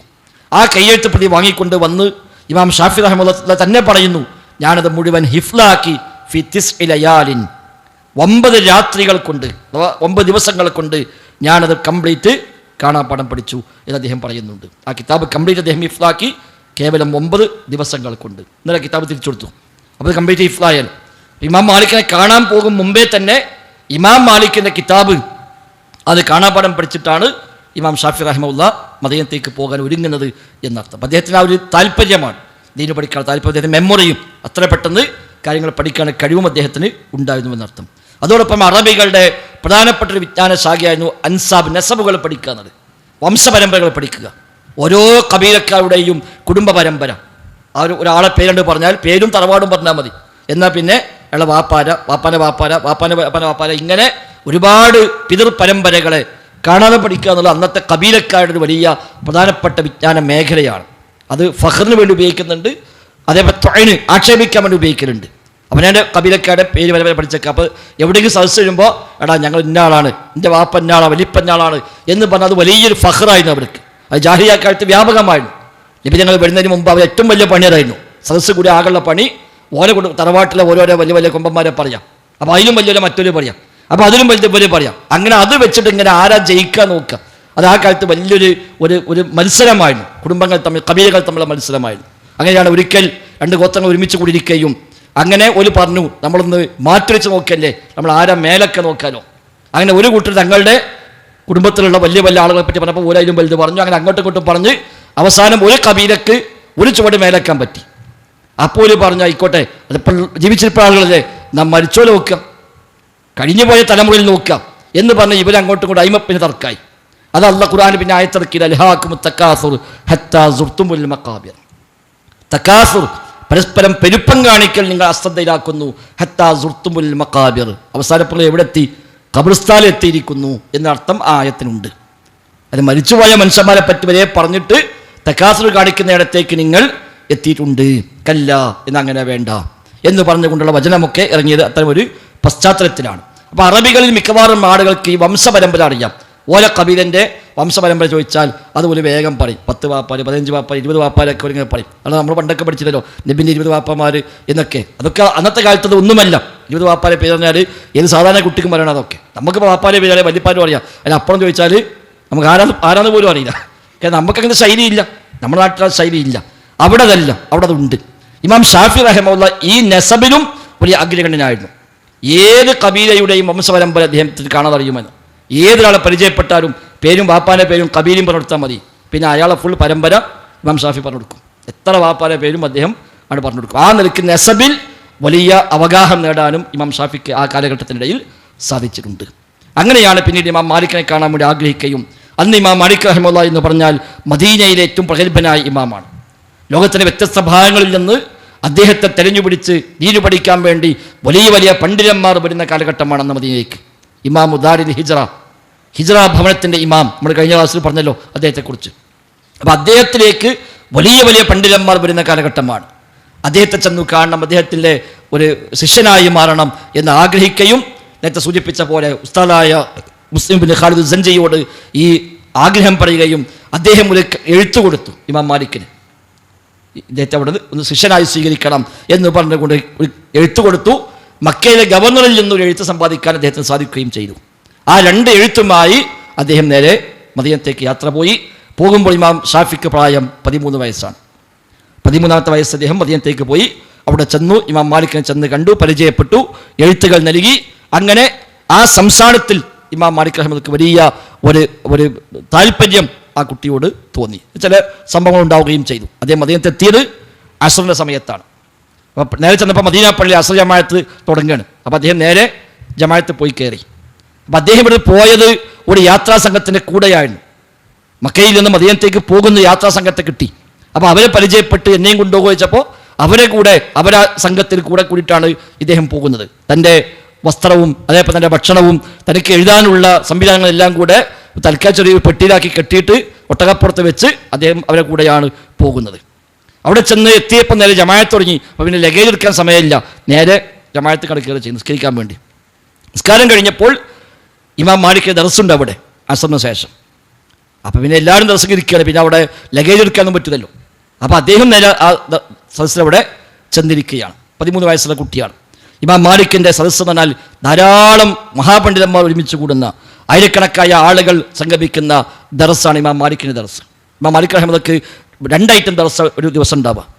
ഒന്ന് ഹദീസ് പഠിപ്പിക്കൽ, മറ്റൊന്ന് ഫത്വ നൽകൽ. ഇതാണ് ഇമാം മാലിക്കിൻ്റെ ശൈലി. ഫത്വ നൽകുന്ന സദസ്സിൽ ആർക്കും വരാം, പബ്ലിക്കിന് വരാം, സംശയങ്ങൾ ചോദിക്കാം, ആ സംശയങ്ങൾ മറുപടി നൽകും. ഹദീസിൻ്റെ ദർസിൽ അദ്ദേഹം കുറച്ചുകൂടെ കണിശക്കാരനായിരുന്നു. ഹദീസ് ദർസിൽ അദ്ദേഹം കുളിച്ച് നല്ല പുതിയ വസ്ത്രം ധരിച്ച് മുടിയൊക്കെ ചീകി സുഗന്ധം ഉപയോഗിച്ചുകൊണ്ടാണ് ഇമാം മാലിക് റഹിമഹുല്ലാഹ് വരാറുള്ളത്. അദ്ദേഹം നല്ല അത്യാവശ്യം ധനാഢ്യനായ ഇമാം മാലിക് റഹിമഹുല്ലാഹ്. അപ്പം നല്ല വസ്ത്രം ധരിച്ച് വളരെ ഒരു ആദരിക്കപ്പെടുന്ന അവസ്ഥയിലാണ് അദ്ദേഹം ഹദീസ് പഠിപ്പിക്കാൻ വേണ്ടി വന്നിരിക്കാറുള്ളത്. മാത്രമല്ല ക്ലാസ്സിൽ അദ്ദേഹം വലിയ കർക്കശക്കാരനായിരുന്നു. ഹദീസ് പഠിപ്പിക്കുന്ന ദർസിൽ സംസാരിക്കാൻ പറ്റില്ല, അങ്ങോട്ടും ഇങ്ങോട്ടും തിരിഞ്ഞു നോക്കാൻ പറ്റില്ല. ഇമാം മാലിക് റഹിമഹുല്ലാഹ് ഹദീസ് പഠിപ്പിക്കുന്ന ക്ലാസ്സിൽ ഒരു ജയിൽ വരേണ്ടതാണ്. വല്ലോനും കുട്ടികൾ കാണിച്ചാൽ ഓനെ പിടിച്ചാൽ ജയിലിലിടും, അവിടെ കിടക്കുകയറി. അതാണ് ഇമാം മാലിക്കിൻ്റെ ശൈലി. അപ്പോൾ അദ്ദേഹം ചോദിക്കുന്നത്, എന്തിനാ ഞങ്ങൾ ഹദീസ് പഠിപ്പിക്കുമ്പോൾ ഇത്ര കണിശത? അദ്ദേഹം പറഞ്ഞു, നബി തങ്ങളുടെ ഹദീസിന് ഒരു ബഹുമാനമുണ്ട്, അത് എന്നെക്കൊണ്ട് നഷ്ടപ്പെട്ടു പോകാൻ പാടില്ല എന്നാണ്. ഒരു ഗൗരവമില്ലാതെ ഹദീസ് കൈകാര്യം ചെയ്താൽ കേൾക്കുന്ന ആളുകളെ സംബന്ധിച്ച് ഹദീസ് ഇത്രയേ ഉള്ളൂ എന്ന് തോന്നും. അപ്പോൾ എന്നെക്കൊണ്ട് ഹദീസിൻ്റെ ഗൗരവം നഷ്ടപ്പെടാൻ പാടില്ല. ആ ഒരു കണിശത ഇമാം മാലിക് റഹിമഹുല്ലാഹ് ഹദീസിൻ്റെ വിഷയത്തിൽ പ്രത്യേകമായി കാത്തു സൂക്ഷിച്ചു പോന്നിട്ടുണ്ട്. അപ്പോൾ അവിടെ അസ്റിന് ശേഷം നടക്കുന്നത് ഹദീസിൻ്റെ ക്ലാസ്സാണ്. ഈ കുട്ടിക്കതൊന്നും അറിയാം, അവിടെ ക്ലാസ് ഉണ്ട്. അപ്പോൾ അവിടെ പങ്കെടുത്തു. ഏറ്റവും പിറകിലാണ് സീറ്റ് കിട്ടിയത്. അവിടെ ഔദ്യോഗികമായി പങ്കെടുക്കുന്ന എല്ലാവർക്കും എഴുതാൻ സംവിധാനമുണ്ട്. ഇമാം മാലിക് റഹിമഹുല്ലാഹ് ഹദീസ് പഠിപ്പിക്കുമ്പോൾ നബിതങ്ങളുടെ മെഹ്റാബിൻ്റെ ഭാഗത്ത് റൗലയുടെ അപ്പുറത്തിരുന്നു കൊണ്ടാണ് ഇമാം മാലിക് റഹിമഹുല്ലാഹ് ഹദീസുകൾ പഠിപ്പിക്കാറുള്ളത്. നബിയുടെ ഖബർ ഇമാം മാലിക്കിൻ്റെ വലതുഭാഗത്ത് വരുന്ന രൂപത്തിൽ നബിതങ്ങളുടെ മെഹ്റാബിൻ്റെ മിമ്പറിൻ്റെ ആ ഭാഗത്തിരുന്നു കൊണ്ടാണ് ഇമാം മാലിക് റഹിമഹുല്ലാഹ് ഹദീസുകൾ പഠിപ്പിക്കുക. അദ്ദേഹം ഓരോ ഹദീസ് പഠിപ്പിക്കുമ്പോഴും പറയും, എന്നോട് ഇന്നാൾ പറഞ്ഞു, അദ്ദേഹം ഈ ഖബറിൽ കിടക്കുന്ന ആളിൽ നിന്ന് കേട്ടു എന്ന് പറഞ്ഞുകൊണ്ടാണ് ഇമാം മാലിക് റഹിമഹുല്ലാഹ് ഓരോ ഹദീസും സനദ് പറയാറുള്ളത്. ഹദ്ദസനി നാഫിഉൻ അൻ ഇബ്നു ഉമർ അൻ സാഹിബി ഹാദൽ ഖബർ. ഉദാഹരണം, എന്നോട് നാഫിഉ പറഞ്ഞു, നാഫിഇനോട് ഇബ്നു ഉമർ പറഞ്ഞു, ഇബ്നു ഉമർ ഈ ഖബറിൽ കിടക്കുന്ന ആളിൽ നിന്ന് ഉദ്ധരിക്കുന്നു. ഇതാണ് ഇമാം മാലിക്കിൻ്റെ സാധാരണ ഒരു ശൈലി. ഓരോ ഹദീസ് പറയുമ്പോഴും അങ്ങനെ പറയും, എന്നോട് ഇന്നാൾ പറഞ്ഞു, അദ്ദേഹത്തോട് ഇന്നാൾ പറഞ്ഞു, അദ്ദേഹം ഈ ഖബറിലെ നബിയിൽ നിന്ന് കേട്ടു. ഇങ്ങനെ ഓരോ ഹദീസ് അദ്ദേഹം പറയുകയാണ്. ചിലപ്പോൾ കേൾക്കുന്നതൊക്കെ അങ്ങനെ എഴുതിയെടുക്കും. ഇമാം മാലിക്കിൻ്റെ ദർസിൽ പൊതുവേ എഴുതിയെടുക്കുക അദ്ദേഹം പ്രോത്സാഹിപ്പിക്കാറില്ല. ഇമാം മാലിക്കിൻ്റെ നിർദ്ദേശം എഴുതല്ല വേണ്ടത്, ഹിഫ്ലാക്കാണ് വേണ്ടതെന്നാണ്. ആദ്യകാലത്ത് ഇമാം മാലിക്കിൻ്റെ ദർസിൽ ആർക്കും എഴുതാൻ അനുവാദം ഉണ്ടായിരുന്നില്ല. അദ്ദേഹം എഴുതാൻ പറ്റില്ല, നിങ്ങൾ കേൾക്ക് ഹിഫ്ലാക്കണം എന്നറിയും. പിന്നെ അവരൊക്കെ പരാതി പറഞ്ഞു, നിങ്ങൾക്ക് ഹിഫ്ലാക്കാൻ കഴിഞ്ഞു, നമുക്കത് കഴിയില്ലല്ലോ. അങ്ങനെ പിന്നെ അവസാനം അദ്ദേഹം എഴുതാൻ പെർമിഷൻ കൊടുത്തു എന്നൊക്കെ കാണുന്നു. അല്ലാഹു അഅലം. ഏതായിരുന്നാലും എല്ലാവരും എഴുതിയെടുക്കും. ഇമാം മാലിക് റഹിമഹുല്ലാഹ് പറയുന്നത്, ഇമാം ഷാഫിക്ക് എഴുതാനൊന്നുമില്ല, വെറും കൈയോടെ വന്നിരിക്കാമല്ലോ. അപ്പോൾ അദ്ദേഹം ഇങ്ങനെ കയ്യിൽ ഇങ്ങനെ തൊപ്പലാക്കിയിട്ട് മറ്റേ കയ്യും അങ്ങനെ എഴുതാൻ തുടങ്ങി. ഇമാം ഷാഫി സാധാരണ ശൈലിയായിരുന്നു, എവിടെയെങ്കിലും വെറുതെ ഇങ്ങനെ എഴുതും. അത് എഴുതുമ്പോൾ അങ്ങനെ ഹിഫ്ലാകുന്നതാണ്. വെറുതെ ഇങ്ങനെ വെറും കൈകൊണ്ട് അങ്ങനെ പലകം എഴുതുക, മണ്ണിൽ എഴുതുക, അങ്ങനെയൊക്കെ എഴുതുമ്പോൾ ആളുകൾ പുറത്തൊരു അദ്ദേഹം എഴുതുന്നതാണ്. അങ്ങനെ എഴുതിയ അദ്ദേഹം എങ്ങനെയാണ്ട് ഇഫ്ലാ ഒരു ശൈലിയാണത്. അപ്പോൾ ഇമാം മാലിക് പറഞ്ഞ് നോക്കുമ്പോൾ ഒരുത്തനുണ്ട് അവിടെ ഇങ്ങനെ തുപ്പലം കൊണ്ട് കളിക്കുകയാണ്, ഇവിടെ ഹദീസ് പഠിപ്പിക്കുമ്പോൾ. അപ്പോൾ ഇതാരാന്തൊന്നും അറിയില്ലല്ലോ. അങ്ങനെയാണ് ക്ലാസ് കഴിഞ്ഞപ്പോൾ പിടിച്ചു, ഇവിടെ എന്താണ് നബി തങ്ങളുടെ ഹദീസ് പഠിപ്പിക്കുമ്പോൾ എനിക്കൊരു അതപില്ലാതെ. അപ്പോൾ എന്താണ് അദ്ദേഹം ആലോചിച്ചിട്ട് പോലില്ല. അപ്പോൾ എന്താ ചോദിച്ചു, ഞാൻ അവിടെ പഠിപ്പിക്കുക, ഞാൻ അവിടെ കളിക്കണം, അല്ലേ കളിക്കില്ല, ഞാൻ എഴുതായിരുന്നു പറഞ്ഞു. അപ്പോൾ എവിടെ എഴുതി ചോദിച്ചു, അപ്പോൾ എഴുതിയൊന്നുമില്ലല്ലോ കൈമിലല്ലേ. അപ്പോൾ അദ്ദേഹം പറയും ഇങ്ങനെ എഴുതിയാൽ എനിക്ക് ഇഫ്ലാകും, അതുകൊണ്ട് ഞാൻ ചെയ്തതാണ്. അത് ഇഫ്ലായോ ചോദിച്ചാൽ ഇഫ്ലായി പറഞ്ഞു, എന്നാ ചൊല്ലിയാറ്. അപ്പോൾ അന്നത്തെ ദിവസം 25 ഹദീസാണ് ഇമാം മാലിക് പഠിപ്പിച്ചത്. ആ 25 ഹദീസും അദ്ദേഹം ചൊല്ലിക്കൊടുത്തു. ആദ്യം പറഞ്ഞ ഹദീസ് ഇതാണ്, അത് നിങ്ങളോട് ഇന്നാൾ പറഞ്ഞു, അദ്ദേഹം ഇന്നാളിൽ നിന്ന് കേട്ടു, അദ്ദേഹം നബിയിൽ നിന്ന് കേട്ടു. രണ്ടാമത് പറഞ്ഞ ഹദീസ് ഇതാണ്, അത് നിങ്ങളോട് ഇന്നാൾ പറഞ്ഞു, അദ്ദേഹത്തിന് ഇന്നാൾ കിട്ടി, അദ്ദേഹത്തിന് നബിയിൽ നിന്ന് കിട്ടി. ഇങ്ങനെ ഈ 25 ഹദീസും ആണ് കൃത്യമായിട്ട് പറഞ്ഞു കൊടുത്തു. അപ്പം ഇമാം മാലിക്കിന് മനസ്സിലായി ഇതൊരു സാധാരണ കുട്ടിയല്ല. അപ്പം എന്താണ് പേര് ചോദിച്ചു, മുഹമ്മദ്. എവിടുന്നാണ് വരുന്നത്? മക്കത്തുനിന്ന്. ഏതാ കുടുംബം? ഞാൻ ഖുറൈശിയാണ്. ഇമാം മാലിക് റഹ്മത്തുള്ളാഹി പറഞ്ഞു, അല്ലാഹു തആല നിന്റെ കൽബിൽ ഒരു വെളിച്ചം കത്തിച്ച് വെച്ചിട്ടുണ്ട്, ഇനി പാപങ്ങൾ ചെയ്തുകൊണ്ട് നീ അത് കെടുത്തി കളയാൻ പാടില്ല എന്ന് ഇമാം മാലിക് റഹ്മത്തുള്ളാഹി അന്ന് കൊടുത്തൊരു ഉപദേശമാണ്. മാത്രമല്ല നിനക്ക് ഭാവിയിൽ ഒരു വലിയ ചില കാര്യങ്ങൾ, ചില സ്ഥാനങ്ങൾ ഉണ്ടാകുമെന്ന് ഞാൻ പ്രതീക്ഷിക്കുന്നു. ഇമാം മാലിക് റഹ്മത്തുള്ളാഹി വലിയ ഫിറാസത്തുള്ള ആളായിരുന്നു. ഒരാളെ കണ്ടാൽ തന്നെ പൊതുവേ ഇമാം മാലിക് റഹ്മത്തുള്ളാഹി പറയും, അത് ഒരു നബി അള്ളാഹു തആല ഇട്ട് കൊടുക്കുന്നൊരു ഒരു കാര്യമാണ്. ഫിറാസത്ത് സത്യവിശ്വാസികൾക്ക് അള്ളാഹു തആല നൽകുന്ന ഒരു പ്രത്യേകമായ ഒരു കഴിവാണ്. ചില ലക്ഷണങ്ങൾ പറയാൻ നമ്മൾ പറയണം എന്നതുപോലെ ഒരാളെ കണ്ടാൽ അയാളെപ്പറ്റി ഒരു ധാരണ ഉണ്ടാവുക എന്നുള്ളത് ഫിറാസത്ത് എന്ന് പറയും. കറാമത്തിൻ്റെ മറ്റൊരു ഭാഗമാണ് ഫിറാസത്ത് എന്ന് പറയുന്നത്. മുഅ്ജിസത്ത്, കറാമത്ത് പോലെയുള്ള വിശ്വാസികൾക്ക് ലഭിക്കുന്ന മറ്റൊന്നാണ് ഫിറാസത്ത്. അപ്പോൾ ഇമാം മാലിക് റഹ്മത്തുള്ളാഹി അതിൽ പൊതുവെ അറിയപ്പെട്ടതാണ്. ലോകത്ത് അങ്ങനെ പലരുമുണ്ട്. ഇബ്നു തൈമിയ്യ റഹ്മത്തുള്ളാഹി ഫിറാസത്തിൽ വലിയ അഗ്രഗണ്യനായ ആളായിരുന്നു. ഒരാളെ കണ്ടാൽ തന്നെ ഇമാം ഇബ്നു തൈമിയ്യ റഹ്മത്തുള്ളാഹി പറയും അയാളെപ്പറ്റി പലതും. ആ പറഞ്ഞ പോലെ ആയിരിക്കും അത്. അത് കറാമത്തിൻ്റെ ഒരു ഭാഗമാണ്. അല്ലാഹു തആല ഖൽബിലിട്ട് കൊടുക്കുന്ന ഒരു വെളിച്ചമാണ് അതെല്ലാം. അപ്പോൾ ആ ഫിറാസത്ത് പ്രകാരം ഇമാം മാലിക് റഹ്മത്തുള്ളാഹി പറഞ്ഞു, എനിക്ക് ചില ഭാവിയിൽ ചില വലിയ നേട്ടങ്ങൾ വരാനുണ്ട്, അതുകൊണ്ട് ഈ വെളിച്ചം നീ കെടുത്തിക്കളയരുത് എന്ന് ഇമാം മാലിക് റഹ്മത്തുള്ളാഹി അന്ന് ഉപദേശം നൽകി. 8 മാസം അദ്ദേഹം അവിടെ ഇമാം മാലിക്കിൻ്റെ കൂടെ മദീനയിൽ കഴിഞ്ഞു. അന്ന് ഇമാം മാലിക് തൻ്റെ വീട്ടിൽ തന്നെയാണ് ഈ കുട്ടിക്ക് താമസിക്കാൻ സൗകര്യം കൊടുത്തത്. അന്ന് സാധാരണ ഇമാം മാലിക്കിൻ്റെ ദർസിൽ മഹാപണ്ഡിതന്മാർ വരുന്ന കാലമാണ്. പക്ഷെ അവിടെയാണ് 13 വയസ്സുള്ള കുട്ടിക്ക് അദ്ദേഹം വീട്ടിൽ തന്നെ സൗകര്യം നൽകുന്നത്. അദ്ദേഹം ഓരോന്നും പരിചയപ്പെട്ടു. അപ്പോഴാണ് മുവത്ത ഹിഫ്ളുണ്ട് എന്നറിയുന്നത്. ആദ്യം ഖുർആൻ ഹിഫ്ളുണ്ടെന്നു ഓതാൻ പറഞ്ഞു, ഓതി. അദ്ദേഹം ഓത്ത് ഇമാം മാലിക്കിന് വല്ലാത്ത ഇഷ്ടമായി. ഇമാം ഷാഫി റഹ്മത്തുള്ളാഹി പറയുന്നത്, എനിക്ക് കുറച്ച് ഓതി ഇപ്പം നിർത്താൻ പൂതിയുണ്ട്, പക്ഷേ ഇമാം മാലിക്കിനുള്ള ബഹുമാനം കാരണം അദ്ദേഹം പറയാതെ നിർത്താൻ പറ്റുമല്ലോ. അപ്പോൾ ഞങ്ങൾ നിർത്താൻ വരുമ്പോൾ ഇമാം മാലിക് പറയുമ്പോൾ സിദ് കുറച്ചുകൂടെ ഓത്. അത്ര സുന്ദരമായ ഖിറാഅത്തായിരുന്നു ഇമാം ഷാഫിയുടെ ഖിറാഅത്ത്. അതേപോലെ മുവത്ത ഹിഫ്ളുണ്ട് പറഞ്ഞു, അതും അദ്ദേഹം ചോദിച്ചതെല്ലാം പറഞ്ഞു കൊടുത്തു. അങ്ങനെ 8 മാസം അവിടെ താമസിച്ചു. ഇമാം മാലിക്കിൽ നിന്ന് ഹദീസുകൾ പഠിച്ചു. ഹദീസിൻ്റെ ഏകദേശം എല്ലാ വശങ്ങളും പഠിക്കാൻ ആ ഒരു കാലഘട്ടം ഇമാം ഷാഫിക്ക് അന്ന് നിമിത്തമായി മാറി. അപ്പോൾ അദ്ദേഹത്തിൻ്റെ അറിവിൻ്റെ ഏറ്റവും പ്രധാനപ്പെട്ട ഒരു മേഖല ഇമാം മാലിക് റഹ്മത്തുള്ളാഹിയാണ്. മറ്റൊന്ന് സുഫ്യാൻ ഇബ്നു ഉയൈന റഹ്മത്തുള്ളാഹിയാണ്. സുഫ്യാൻ ഇബ്നു ഉയൈന ഇമാം മാലിക്കിൻ്റെ പ്രധാനപ്പെട്ട ഉസ്താദുമാരിൽ ഒരാളാണ്. ഹദീസും ഫിഖ്ഹും എല്ലാം പഠിപ്പിച്ചതിൽ പ്രധാനപ്പെട്ട ഒരു ഭാഗം സുഫ്യാൻ ഇബ്നു ഉയൈനക്കാണ്. മറ്റൊന്ന് അബൂ ഹനീഫ ഇമാമിൻ്റെ ശിഷ്യനായ മുഹമ്മദ് ഹസൻ ഷൈബാനിയാണ്. ഷൈബാനിയുടെ ഇൽമുകളാണ് മറ്റൊന്ന് ഇമാം ഷാഫി റഹ്മത്തുള്ളാഹിക്ക് വലിയ ഒരു പങ്കായി ആ രംഗത്ത് മാറിയത്. ഇമാം ഷാഫി റഹ്മത്തുള്ളാഹി 15 വയസ്സ് പൂർത്തിയാകുമ്പോഴേക്ക് എല്ലാ വിജ്ഞാന മേഖലയിലും വലിയ പ്രാവീണ്യം അദ്ദേഹം നേടുകയും അദ്ദേഹത്തിൻ്റെ ഉസ്താദ് സുഫ്യാൻ ഇബ്നു ഉയൈന റഹ്മത്തുള്ളാഹി ഇത് പറഞ്ഞു, നീ ഫത്വ കൊടുത്തോ, ഫത്വ കൊടുക്കാൻ യോഗ്യനായിട്ടുണ്ട്. 15 വയസ്സ് പ്രായത്തിൽ ഉസ്താദ് പറയുന്നു, നീ ഫത്വ നൽകിക്കോ, അതിൻ്റെ യോഗ്യത എനിക്ക് ഉണ്ടായിട്ടുണ്ട് എന്ന് ഉസ്താദ് അംഗീകാരം നൽകാൻ മാത്രമുള്ള പ്രാവീണ്യം ഇമാം ഷാഫി റഹ്മത്തുള്ളാഹി ആ കാലഘട്ടത്തിലേക്ക് നേടിയെടുത്തു എന്നർത്ഥം. പക്ഷെ അദ്ദേഹം അവിടുന്ന് പഠനം അവസാനിപ്പിച്ചിട്ടില്ല. മരിക്കുന്നവരെ അദ്ദേഹം വിദ്യാർത്ഥി, പ്രത്യേകിച്ച് 49-ാമത്തെ വയസ്സ് വരെ, 199 വരെ അദ്ദേഹം അറിവന്വേഷിച്ച് ഉള്ള യാത്രകൾ തന്നെയാണ്. പിന്നീട് രോഗം വന്നപ്പോഴാണ് യാത്ര ചെയ്യാൻ കഴിയാതായപ്പോൾ അദ്ദേഹം അവിടെ ഈജിപ്തിൽ പിന്നീട് സ്ഥിരതാമസമാക്കുന്നത്. ഇമാം അഹ്മദ് ഹംബൽ റഹിമഹുല്ലാഹ് അദ്ദേഹത്തെ കണ്ടുമുട്ടുന്നത് മക്കയിൽ വെച്ചാണ്. ഇമാം അഹ്മദ് ബഗ്ദാദിൽ നിന്ന് ഹജ്ജിനായി വരികയും ആ ഹജ്ജ് വേളയിലാണ് മക്കയിൽ വെച്ച് ഇമാം ഷാഫിയെ ഇമാം അഹ്മദ് കണ്ടുമുട്ടുന്നത്. അന്ന് ഇമാം ഷാഫിയുടെ ഉസ്താദിൻ്റെ ഹൽക്കയുണ്ട് മസ്ജിദുൽ ഹറാമിൽ, ഇമാം ഷാഫിയുടെ ഹൽക്കയുമുണ്ട് മസ്ജിദുൽ ഹറാമിൽ. ഇമാം അഹ്മദ് ഉസ്താദിൻ്റെ ഹൽക്ക ഒഴിവാക്കിയിട്ട് ശിഷ്യൻ്റെ ഹൽക്കയിൽ വന്ന് പങ്കെടുത്തതാണ്. അതിൽ നിന്നാണ് ഇമാം ഷാഫിയുടെ അറിവിൻ്റെ ആഴം ഇമാം അഹ്മദ് മനസ്സിലാക്കുകയും അദ്ദേഹം വളരെ പ്രഗത്ഭരായ പലരെയും കൂട്ടിക്കൊണ്ടുവന്ന് ഈ കുട്ടിയുടെ ക്ലാസ്സിനെ കേൾക്ക്, ഇത് വല്ലാത്തൊരു അത്ഭുതമാണ് എന്ന് പറഞ്ഞ് പരിചയപ്പെടുത്തുകയും ചെയ്യുന്നത് കാണാൻ കഴിയും. ഇമാം അഹ്മദിൻ്റെ മകൻ അബ്ദുള്ള പറയുന്നുണ്ട്, വാപ്പ സ്ഥിരമായി ഇമാം ഷാഫിക്ക് വേണ്ടി പ്രാർത്ഥിക്കലുണ്ട്. എപ്പോൾ ദുആ ചെയ്താലും ഇമാം ഷാഫിക്ക് വേണ്ടി വാപ്പ പ്രാർത്ഥിക്കാതിരിക്കില്ല. ഞാൻ അവസാനം വാപ്പാട് ചോദിച്ചു, എന്താ വാപ്പ നിങ്ങൾ ഇമാം ഷാഫിക്ക് വേണ്ടി ഇങ്ങനെ പ്രാർത്ഥിക്കാൻ കാരണം? ഇമാം അഹമ്മദ് പറഞ്ഞു, മോനെ, ഇമാം ഷാഫി ദുനിയാവിന് സൂര്യനെ പോലെയാണ്, ശരീരത്തിന് ആഫിയത്ത് പോലെയാണ്. അത് രണ്ടിനും പകരം വെക്കാൻ മറ്റെന്താണുള്ളത്? സൂര്യന് പകരം വെക്കാൻ മറ്റൊന്നുമില്ല, ആഫിയത്തിന് പകരം വേറൊന്നുമില്ല. എങ്കിൽ അതുപോലെയാണ് ഇമാം ഷാഫി റഹിമഹുല്ലാ, അവിടെ അദ്ദേഹത്തിന് വേണ്ടി ദുആ ചെയ്തേ പറ്റൂ എന്ന് ഇമാം അഹമ്മദ് സാക്ഷ്യപ്പെടുത്തി നമുക്ക് കാണാൻ കഴിയും. ആ നിലക്കുള്ള വലിയ വലിയ പണ്ഡിതന്മാർ പോലും ഇമാം ഷാഫിയുടെ അറിവും കഴിവും മഹത്വമെല്ലാം അവർ സാക്ഷ്യം വഹിച്ചത് ചരിത്രങ്ങളിൽ രേഖപ്പെട്ട് കിടക്കുന്നുണ്ട്. അദ്ദേഹം ഏറ്റവും പ്രാവീണ്യം നേടിയ മേഖലകൾ ഒന്ന് ഹദീസാണ്. ഹദീസ് അദ്ദേഹം വലിയ അഗ്രഗണ്യനായി. നബിയുടെ ഹദീസുകൾ വ്യത്യസ്തമായ പണ്ഡിതന്മാർ അദ്ദേഹം പഠിച്ചു. സനദും മത്തനും അടക്കം അതിൽ വലിയ പ്രാവീണ്യം അദ്ദേഹം നേടി. മറ്റൊന്ന് ഫിഖുൽ ഹദീസാണ്, ഹദീസിൻ്റെ കർമ്മശാസ്ത്രം. അത് അതുവരെ അറിയപ്പെടാത്തൊരു മേഖലയാണ്. ഒരു ഹദീസിൽ നിന്ന് എന്തെല്ലാം കാര്യങ്ങൾ മനസ്സിലാക്കിയെടുക്കാം. ഇമാം അഹ്മദ് പറയുന്നുണ്ട്, ഞങ്ങൾക്കാർക്കും ഫിഖുൽ ഹദീസ് അറിയുമായിരുന്നില്ല ഇമാം ഷാഫി ഇല്ലായിരുന്നുവെങ്കിൽ.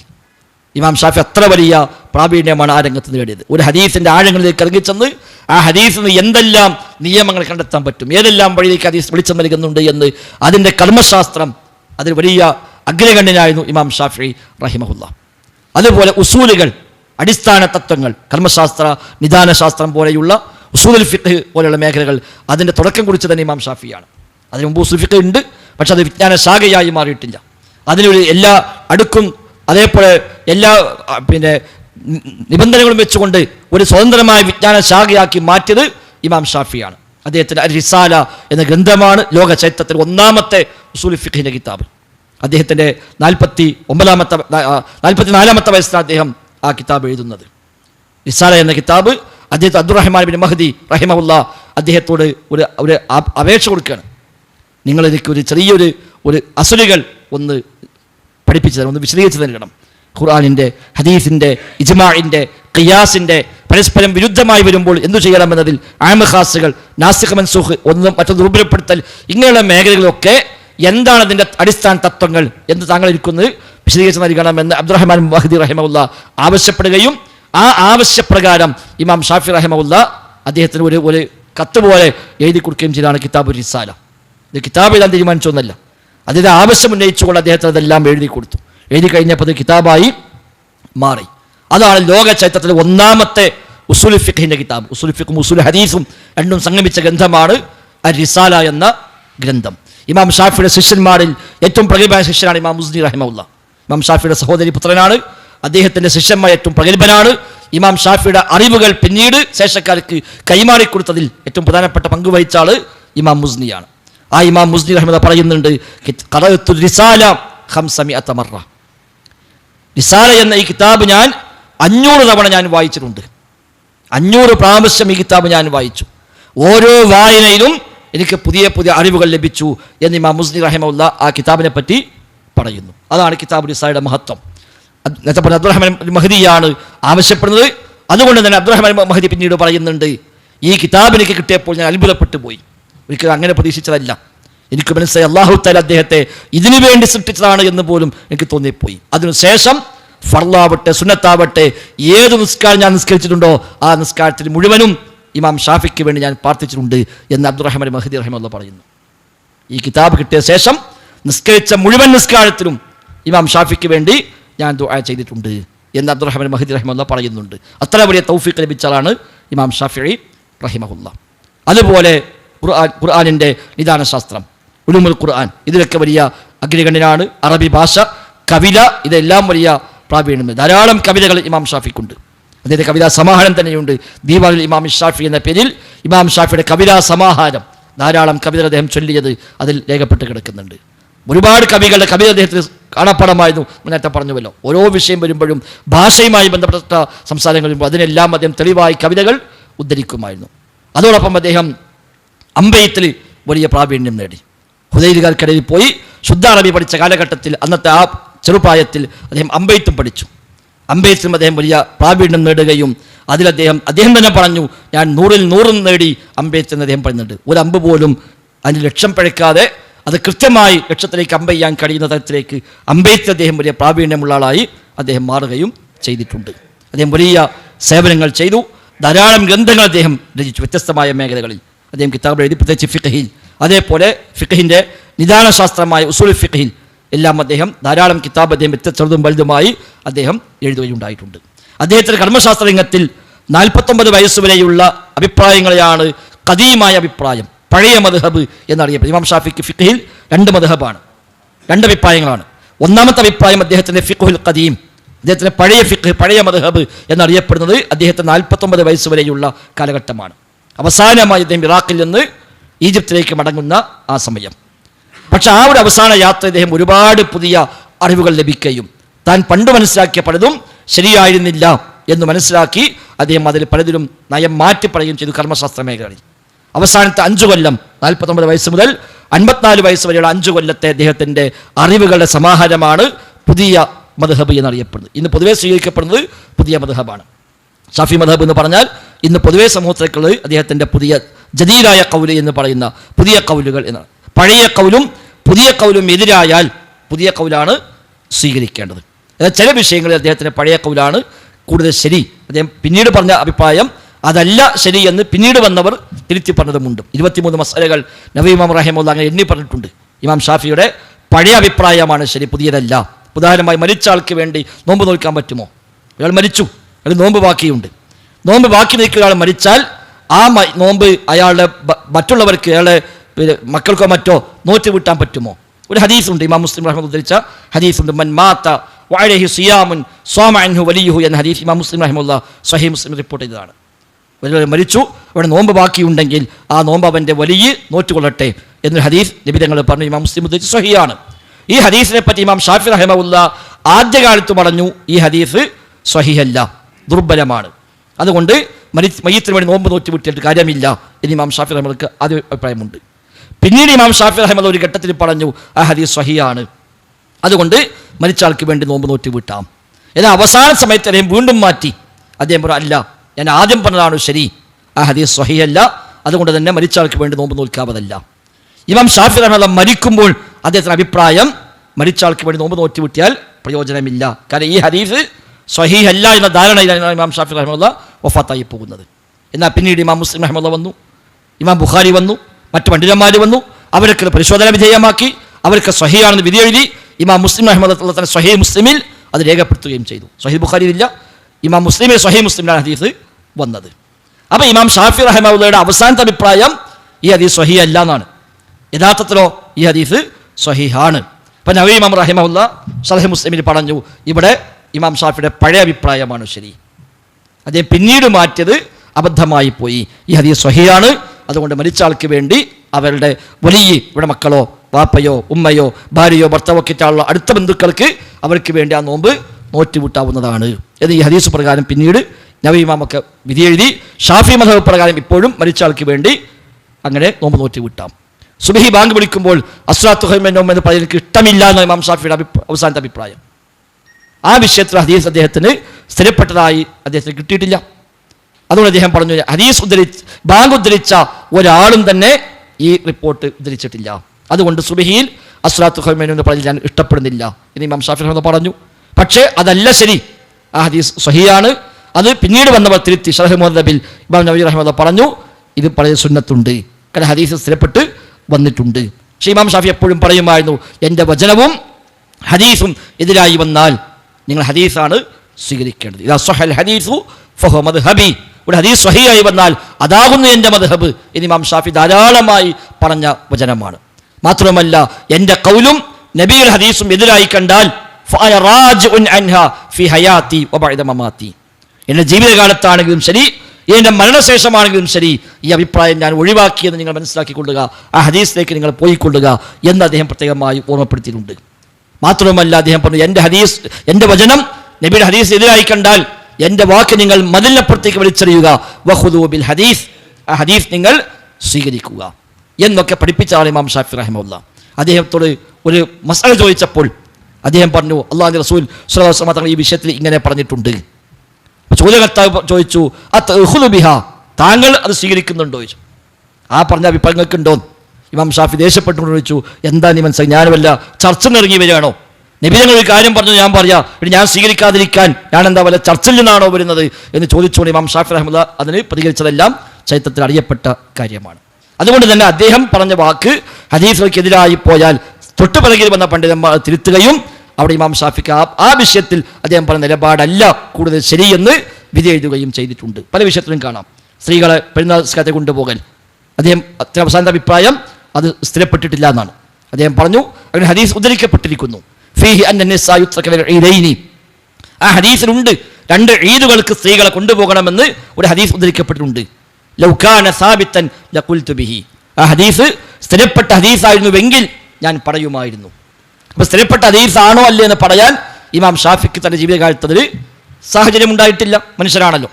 പക്ഷെ ഹദീസ് പിന്നീട് ബുഖാരി മുസ്ലിം അടക്കം ഉദ്ധരിച്ചു, സ്വഹീഹൈനി വന്നു, മുത്തഫഖ് അലൈഹി ഹദീസായി വന്നു. ഇമാം ഷാഫി പറഞ്ഞല്ലോ സാബിത്താണെങ്കിൽ ഞാൻ പറയുമായിരുന്നു, സാബിത്താണ്. അതുകൊണ്ട് ഷാഫി മദ്ഹബുകാർ പിന്നീട് പറഞ്ഞു ഫയുഖാലു അലൈഹി സബത്ത വറവാഹു ശൈഖാനി.